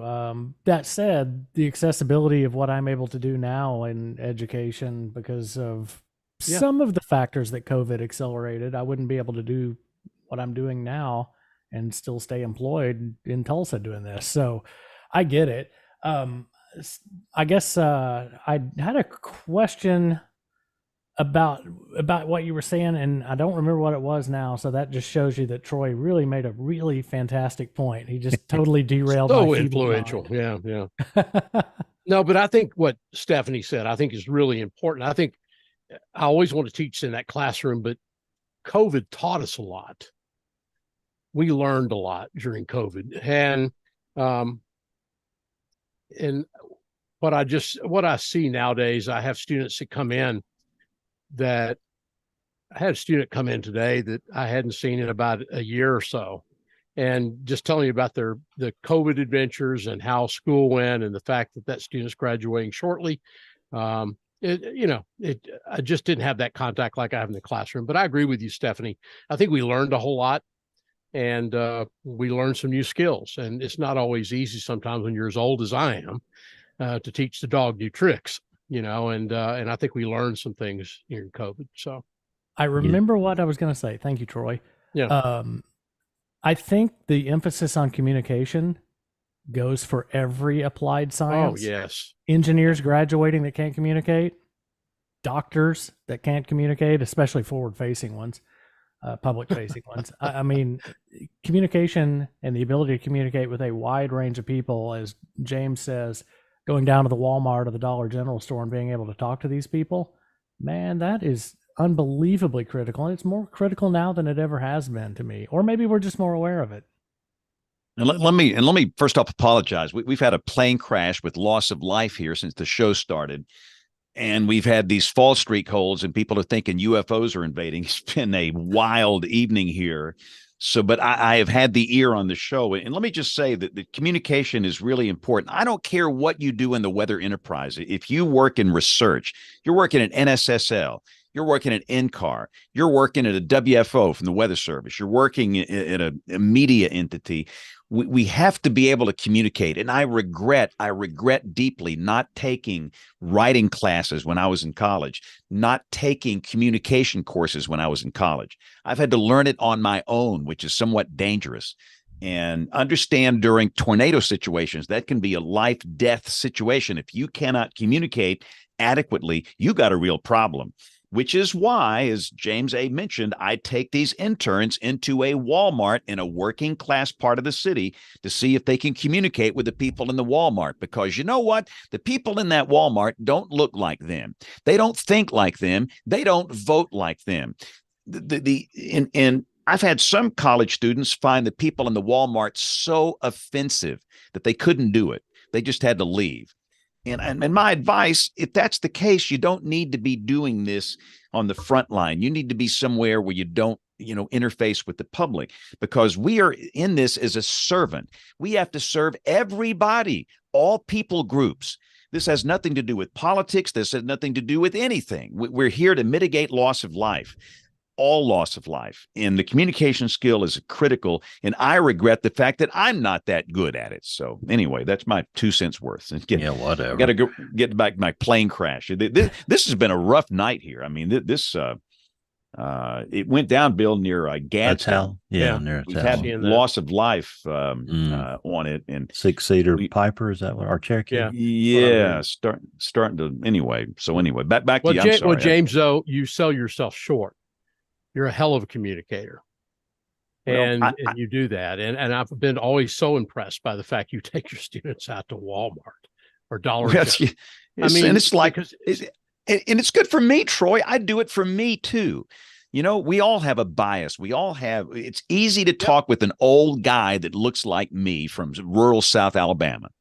Well, that's not our target. Our target's everybody. And that Walmart is this most amazing blend mix of people. This is my version of DEI. Okay, this is what I do.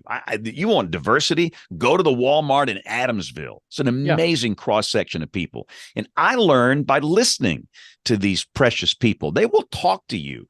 And I get the weather interns to communicate with them, but I ask them questions like, what can we do to be better when there are tornadoes flying around here? And the only way to get better is to listen to people. And I've tried to improve my listening skill, because most men are not good at that, as you know, but I've tried to improve that over the years as well, too. But James, one thing, isn't this interesting that we get back to that, what James has just said? What's geography? It's the study of people and place. And we get back to that end of it where we communicate this information, and it's I think it was well said, James. Yeah. Well, we've all got to learn to live and work together much closer than we're doing right now. What James A. just mentioned right there, a fast food restaurant, a casual dining restaurant, is about the most socioeconomically mixed location in the United States right now. Now, David Call, we wanted to talk about the superstorm, and we covered some brilliant material here, but take us back to that week in 1950. And I think you did a great job putting the event in context of current events. I always love doing that, going back and reading the newspapers from the time. Talk about some of the things that were going on in the United States, and as we turn the decade to 1950, and the holidays were upon us, and how did that impact the response to the storm? Maybe it's because my parents were born around then. It doesn't sound like it's that long ago, but at this point it is 73 years. And a lot has changed since then. I mean, 1950, we're dealing with the height of the Cold War. We're fighting in Korea. The summer of 1950, North Korea had really swept down the peninsula. By fall, we're driving it back. And then November was essentially when the war started to turn. Television is this new medium. Chances are you didn't have one. You had to go to some neighbor's house. TV sets in modern dollars are costing $3,000 to $5,000 if we were buying them today. So not many people had them. A lot of cities, heck, big places like Denver didn't even have TV stations yet. So the communication was still largely through print and to a lesser extent radio. Also telephone, which was still growing. In fact, during the storm, we had records for communication. But the other maybe big difference, well, there were two other big differences in 1950. One was the forecasting. No satellites, no radar. We're still figuring out some of the dynamic equations of meteorology, and certainly no computer models. So we just didn't have the insights. Good luck getting observations from anywhere outside the continental United States. And so you're not going to see this massive cold pull moving from the North Pole down to the US a week in advance. So that's one of the big problems. The Weather Enterprise didn't have both the book knowledge, but also the tools to really forecast it. And then on the back end, even if the forecast had been perfect, forecast said, oh, yeah, there's going to be a massive storm, government could not have done very much in response. Federal disaster response had not been federalized. We were just starting to, in 1950, establish more of a federal presence. So it really fell to states and localities. But they had nowhere near the level of equipment, professionalism, emergency managers, or things like that we had today. So in a parallel universe where the Weather Enterprise had the perfect forecast, I'm not quite sure what they could have done in a place like Pittsburgh where they got 30 inches of snow, or in those counties in West Virginia where they tried to plow, and there were multiple counties where every single piece of snow equipment broke down. We forget that, or maybe we don't forget, but it's just so many things have changed since 1950 in terms of technology and safety. You think about when was the last time your car actually stalled? 1950, cars stalled all the time. Clutches burnt up all the time. Even things as basic as the technology in your tires. And with winter disasters, and we still see this happen sometimes with snowstorms in the South. Atlanta seems to be notorious for this. once one or two cars start to spin out and the road starts to get trickier, well, all of a sudden the plows can't quite get through and clear anything. So now more snow piles up on the road, more cars get stuck, just becomes a big chain reaction. And so in 1950, that was a lot of the issue as well. Once somebody abandons their car on a street in Cleveland because they can't get through, well, then the next car can't get through either. So some of the big differences were just, we didn't have the ability to respond that we had today. We didn't have the structure to respond. We didn't have the knowledge to see these things coming. And Dave, did you talk to Cosin or Uccellini about this storm? Because of course they included it in their famous book. Absolutely. In fact, they were the ones that inspired me to do this. I was in grad school when their big tome, the 800-page Northeast Snowstorms monograph, 2 volumes, came out. And this was in the second part, the case studies. Their case study period started right after it, so they didn't talk much about it. I looked at some of those weather maps and just some of the superlatives. You know, they're describing temperatures in Pittsburgh falling as a cold front comes through from the south, from the 40s to the teens. We're up in Buffalo, it's 55. And I'm like, huh? I mean, you know, you look at a weather map and, you know, as a kid growing up, you watch these fronts go around low pressures. You're like, what happened if the front ever just kept going? And that's what happens here. I mean, Detroit starts out below zero. A warm front comes through from Ontario. They warm up into the 30s and then they crash back down into the teens. So I said, what sort of atmospheric processes led to this event? And then I'm starting to read about some of the impacts. And again, they were focused on the snow, but they're mentioning just sort of casually 100-mile-an-hour winds in Hartford, Connecticut. I'm like, 100-mile-an-hour winds? What? And they're talking about these record cold temperatures. Atlanta got down to 3 degrees in connection with this storm. The previous record low for the month of November was something like 11 or 14, something, just completely obliterating the record. And so I felt that there was a lot more to the story there than just a big snowstorm, and it was quite a big snowstorm. And so initially I had a chapter on snow, a chapter on wind, and a chapter on cold. And then I start digging around more, and I'm hearing about all this crazy coastal flooding in New Jersey. More people died in New Jersey than pretty much almost any other state except Ohio, because of all the, the people getting drowned by coastal flooding that they didn't see coming. And then I started reading about this ice storm in Altoona and how every transmission line, we're not just talking about the little lines on your street, but the big towers, every single tower is taken down. City has no power whatsoever other than a small generating plant at the Pennsylvania Railroad yards. And that became a whole nother chapter. And I think what's most remarkable about this storm is any one of the different types of weather that occurred with it: snow, ice, flooding, wind, cold. Each one of those was record setting in and of itself. To have them all occurring simultaneously, I think is what makes this storm just remarkable. I mean, you just focus on a single event. That windstorm in New England, I mean, Vermont, they're comparing it to the hurricane of 38 and saying it's worse. I mean, the benchmark of New England weather, the great hurricane of 38. And again, in the South, those records have not been touched. A lot of those snow records, it still ranks #1 on the regional snow index for the Midwest. And in the Northeast, it's a top 10 storm, even though it really did not affect very much of that Northeast region as they've drawn it. And in Altoona, the amount of ice they received is just unbelievable for basically a night of just pouring, freezing rain. You're talking 2, 3, maybe 4 inches of ice. I'm not sure. It's just unheard of. And so I think that's what makes this storm so fascinating, as well as the threads of some of the long-term effects, and also then asking the questions in the future about what happens if we get a storm like that today.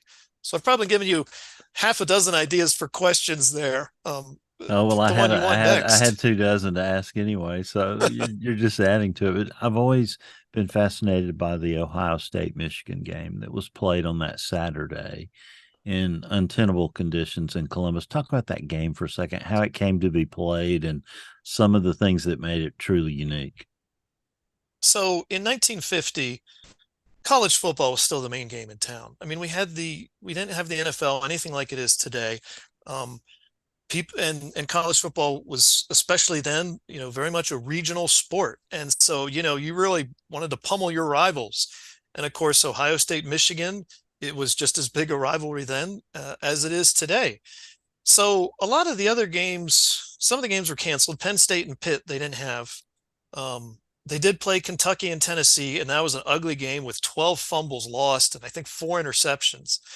But in Ohio, they really got hit with the snow. And in hindsight, they probably should have canceled the game. But supposedly, the athletic director from Michigan dared the athletic director from Ohio State to cancel it. And of course, he wasn't going to rise to that challenge. And so they tried to play the game in just atrocious conditions. The game was delayed because the tarp was frozen to the field. Temperature, I think, was in the teens at kickoff. There's snow blowing everywhere. They're trying to run plays, and they're just not going anywhere. One of the running backs for Ohio State mentions he couldn't grab the ball. His hands are numb. The ball feels like a rock. Nobody can get any traction. At halftime, Ohio State changes out of cleats into tennis shoes. Amazingly, the bands still did their formation. In fact, Ohio State's formation was a hula dancer. How ironic. But as the game went on, it became more advantageous to simply punt the ball away than to try to play. They were punting after a while on first and second downs. And that was essentially the scoring. Michigan got a safety. And then Ohio State punted on, I think it was second or third down right before halftime. Michigan blocks the punt, falls on in the end zone, gets a touchdown out of it. At some point, Michigan turned the ball over and Ohio State kicked a field goal. Final score was 9-3. But what was astounding was Michigan wins the game. They didn't complete a single forward pass, which is really rare for a team to win by doing that. It's not the only time that's happened. But the other thing was they did not complete a single first down. I mean, in other words, they never got a first down from rushing, and obviously they didn't get one from passing during the whole game, and they still won. So that in and of itself was a pretty wild story. But I think actually the coda on this story is even more fascinating. Ohio State's coach had been pretty good. I mean, the team, was winning 8-9 games a season, going to decent bowls.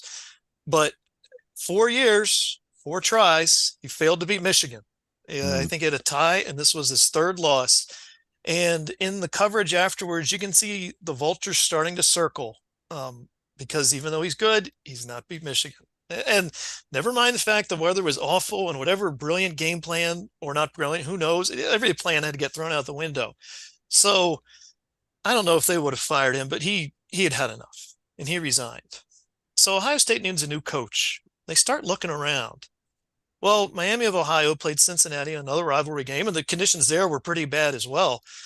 Miami wins 28-0, and you can say this is recency bias. Ohio State decides to hire this coach nobody has ever heard of, this 38-year-old guy, this Woody Hayes guy. Maybe you've heard of Woody Hayes. He did pretty good. He's 5 national championships. And, it turned out to be an amazing hire. And it all came out of this storm because Woody Hayes looked like a genius compared to Wes Fessler, the guy they hired. They brought him in 38 years old. People were like, who is this guy? And then he builds his program into a national powerhouse. It's still a national powerhouse, of course, today. Sort of argue in the book, if it hadn't been for this storm, maybe Ohio State would be another sort of middling, mediocre Big Ten team that gets beat up every year by Michigan, whatever other team, rises to prominence, instead of constantly being in the national title.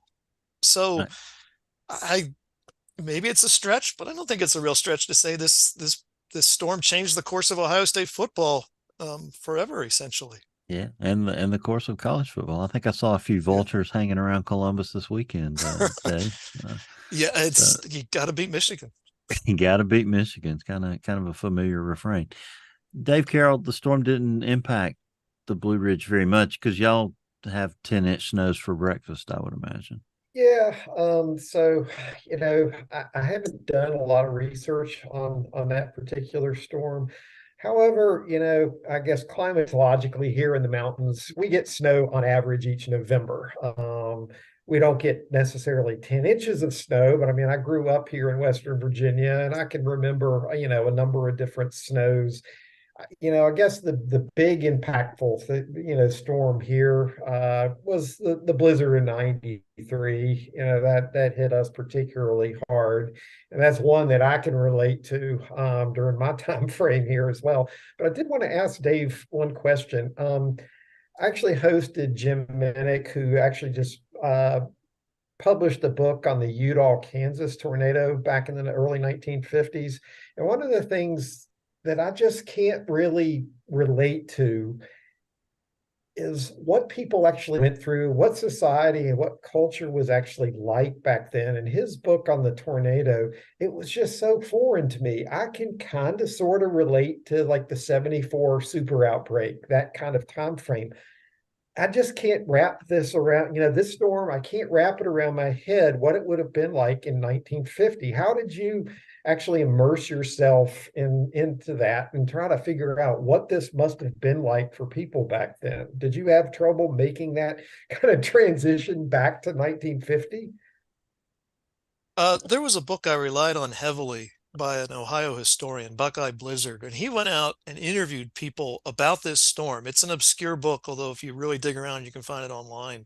And their stories were really helpful to getting some context. It is astounding too. I've done some talks in this region and people still remember this, or their parents remembered it and told them stories.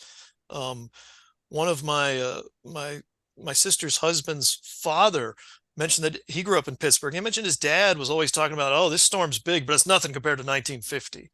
So there's still a surprising amount of local knowledge out there. The newspaper accounts were helpful, and some of it was just reading and reading and reading. I think I must have looked at close to 100 different newspaper accounts of the storm, as well as any book or publication that was contemporary I could get my hands on. Like the Altoona Mirror put together this great little package of storm memories. I think two of the biggest differences were, really, these are sort of the same thing. People were much more self-sufficient. There's stories in there of people walking miles through the snow to get to work. And like people were walking 3, 5, 10 miles to get to work. I have a tough time imagining myself doing that in nice weather. And people, and to say nothing of doing it in these terrible weather conditions without all the great stuff we have to keep us warm these days. They just did it. They didn't ask for a medal. The publisher of the newspaper walked to work. The mayor walked a few miles to his house. People just walked and didn't think about it. One person, I did a talk about this in Western Pennsylvania, relayed a story about how she was a 2-year-old, so she doesn't remember it. But her dad, she needed some medicine, and her dad walked 2 miles each way to the pharmacy to get her the medicine. He just went and did it. The other thing with the self-sufficiency was people were much less, and this comes out a little bit the theme at the end, they were much less sort of vulnerable to disruptions in their life. So Altoona, most of the city doesn't have power for a week. Nowadays, that would be a humanitarian nightmare. Where do you house all these people? Well, in 1950, most people had coal furnaces. Well, you just shovel more coal in. I mean, yeah, you don't have electricity, but you don't get radio and TV, but so what? You used to entertain yourself with board games and other things, and you light some candles and you're good to go. The gas station doesn't have power. Well, that's no big deal. I'll just hook up this washing machine motor to it. It was so much easier to tinker with appliances and repurpose things than it is these days. Or people that had natural gas furnaces, they could figure out how to light them manually. The gas company would even send people out to your house to help you figure out how to light your furnace. My furnace in my house is astounding old. It's 44 years old. But yet, if the electricity goes out, I have no idea how to turn it on or get it to light. But in 1950, you didn't have that same sort of reliance. So you could shelter in place. If you really needed to go somewhere, you knew that you had the ability to walk there if you really needed to. And there's also a lot of other stories. And I think people today would probably do similar things, but there are a lot of stories of people working together. In Pittsburgh, everybody chipping in $1 to have somebody come and plow out their residential street because the city can't get to it. Some of the So- rescue stories are just amazing. You know, someone gets appendicitis and volunteers carrying her for half mile, and then they get tired, so somebody else carries her the rest of the way. Women giving birth in all sorts of odd situations and snowdrifts in some cases. But people really coming together. I do think we have that spirit still. We may have lost sight of it these days with all the yelling we do at each other on social media and elsewhere. But maybe we don't have it quite so much as we did then when we lived in houses that were closer together in walkable neighborhoods. And we were becoming reliant on the car, but we weren't so dependent on it because cars couldn't go anywhere in these conditions. So Walking do didn't you sound think foreign. that, yeah, so Dave, do you think, and I'll put this out to Troy and James too, do you think looking at that storm maybe exposes some vulnerabilities that we have now in our Oh, society? absolutely. I don't mean to jump on you guys because he asked it, but yeah, that's one of the big themes. And this is sort of a theme that's come up in my hazards research because my dissertation was on ice storms. Um, Ice storms weren't really a problem 150 years ago. If you think about it, I mean, they were annoying and all, but now why are they such a big problem? Because our whole society is so dependent on electricity. What operates in your house without electricity? I mean, if you don't have natural gas, the answer is nothing. And even if you do, I mean, well, can you charge your cell phone without electricity? What if all the towers lose power?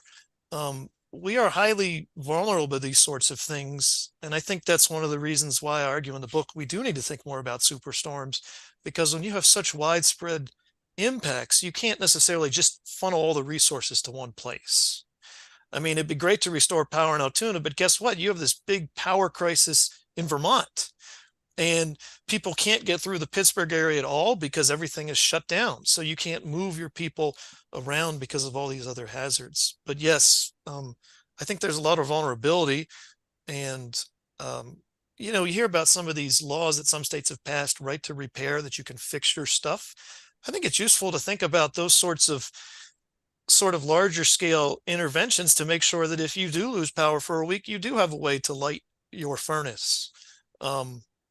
And somebody talked about this earlier. It also goes to sort of James's theme earlier about serving all people. I mean, sure, I'm a professor. I'm not rich for my job, but I'm well enough off. I can go buy a generator and gas. But if I rent an apartment in a lower income part of town, that's probably not an option. And being able to take care of the needs of all of society these days, I think we're much more aware of it. And with this storm, you can see those issues. You can see the poor really suffering, especially in the South. That often includes African Americans. You can see rural poor, stuck on isolated farmsteads for a week or two, running out of food. In West Virginia, there was this one neighborhood, they ran out of pretty much everything. They're burning chicken coops and stuff because so finally the Red Cross intervenes and does basically a hill climb with supplies. So I think a lot of those themes still play out, maybe in somewhat different aspects, but absolutely, we're really vulnerable to the ice and to the wind. The snow, we can clear the snow a lot better than before, and we can forecast it a lot better. We can work with the snow better, although 3 feet of snow is a nightmare anywhere. And your book does a fabulous job illuminating all of these issues, Dave. And thank you for joining us tonight to be here. Stick around for another 15 minutes here. James, I know we got to wrap. Any questions you want to ask? I would like to apply for a medal for walking 2 blocks during Snowmageddon to the Bojangles, James, and get fried chicken. Will that qualify? We'll give you a gold star for that, Jill. Okay. Very good. Right. Very good. Yeah, we do have to take a quick break here. We're going to hear from Tony Rice, and then we'll hear from Jen. Tony with the astronomy report, Jen with This Week in Tornado History. We're going to come back with picks of the week. So everybody get your pick ready as WeatherBrains rolls along. Looking beyond the atmosphere, here's Tony Rice with your astronomy outlook. If you've not caught a glimpse of the first rock from the sun before, this week and next, pretty good times to do it. Cooler temps could bring clearer skies, but most importantly is solar elongation. Mercury is normally very hard to see because it gets lost in the sun's glare. But a few times a year, as it rounds the bend, it reaches its point of greatest elongation, or separation from the sun. Mercury reaches greatest elongation east next Monday, which puts it at its furthest point from the sun in the evening sky.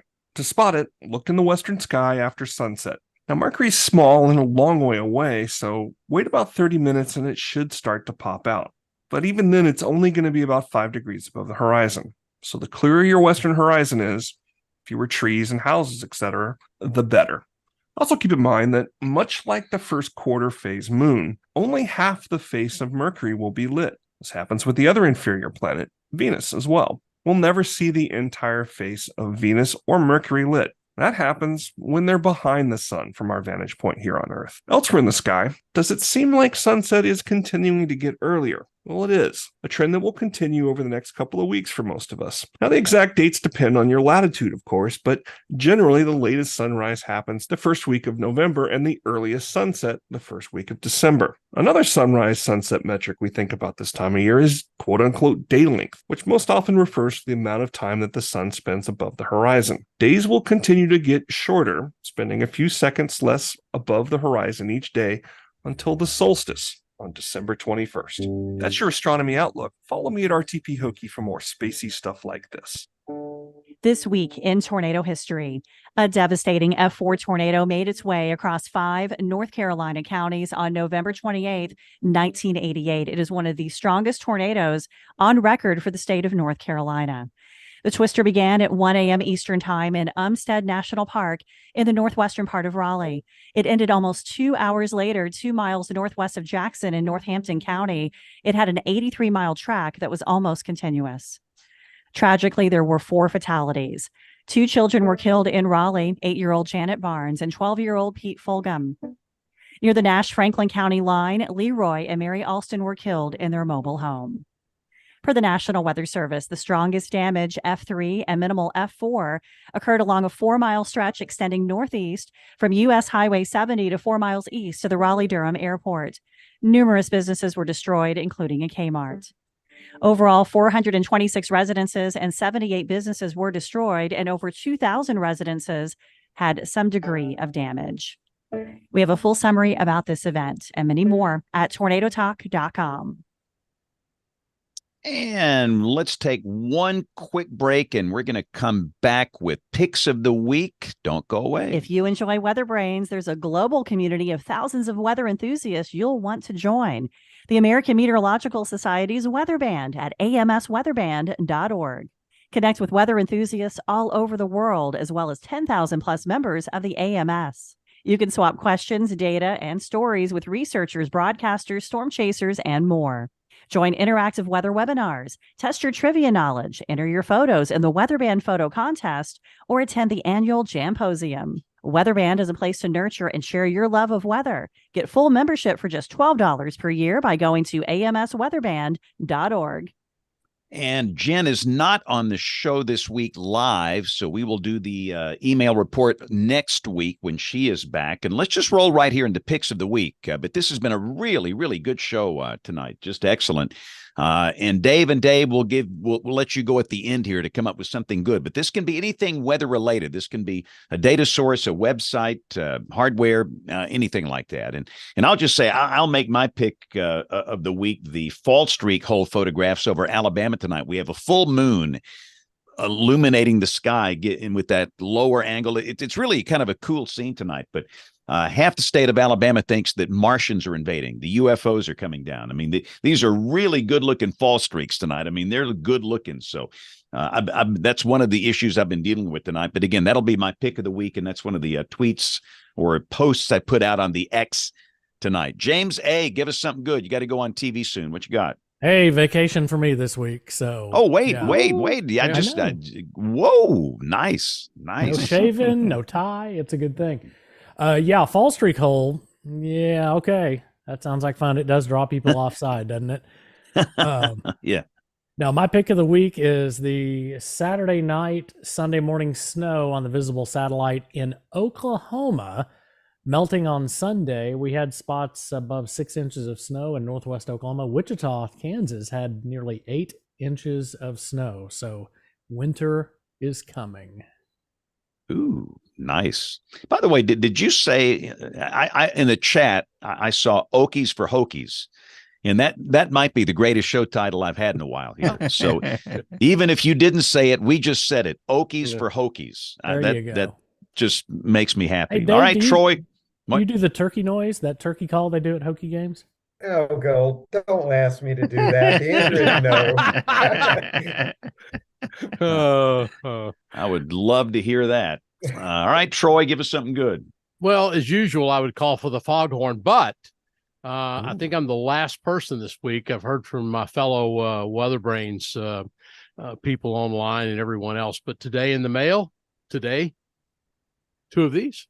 Where is Tom mine? Grazoulis, and really nice. Thank you, Tom and Doris and the family up there. Really nice message in there that he wrote, and I think you can still buy those things. They're still out there. I think they're still for purchase, and great work by Tom and a lot of other folks in getting that done. And it's don't need any more damn books. But anyway, books, there they are back there. So yeah, I sat by the mailbox all weekend and mine still hasn't come, Troy. Yeah. Came today. All right. So Virginia Tech, Dave, give us something fun. Go. All right.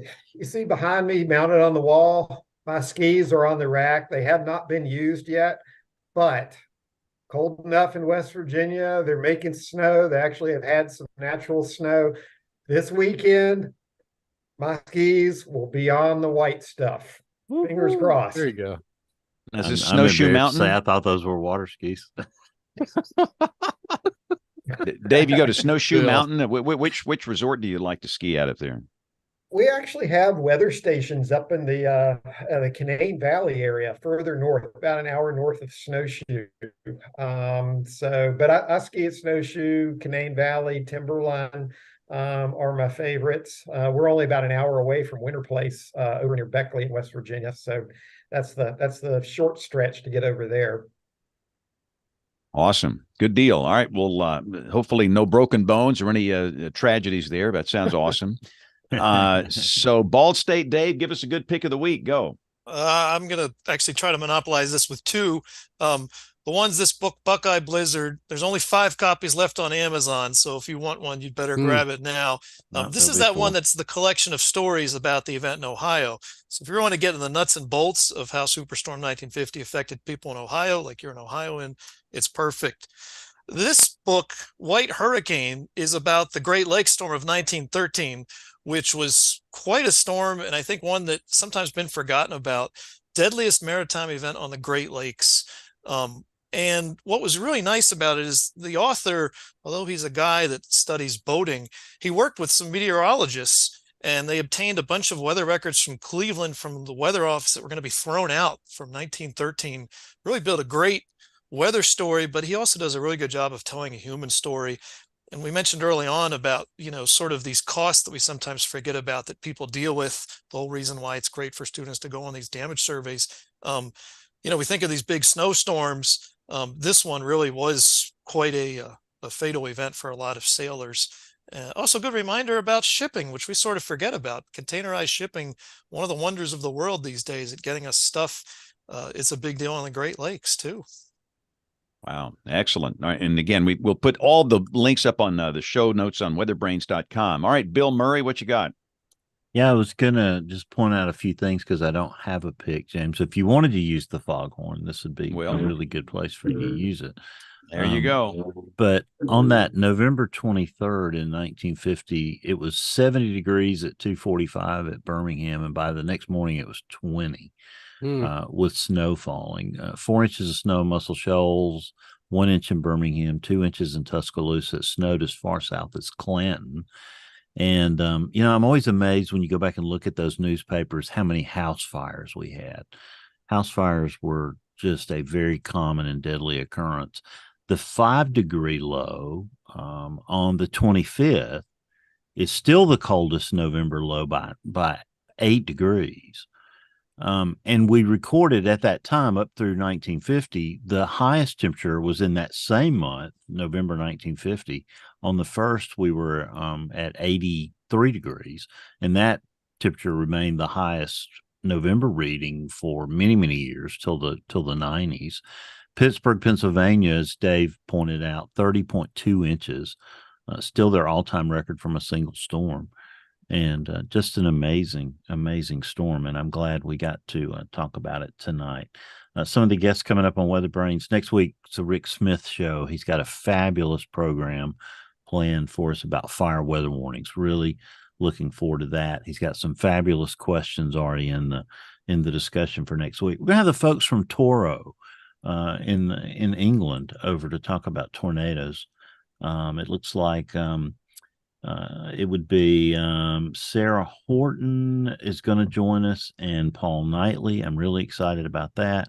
We'll have Greg Carbon for the year in review on the 18th, and then the incredible Tom Skilling will join us on December 21st, and we'll have our own little private retirement WeatherBrains party for him.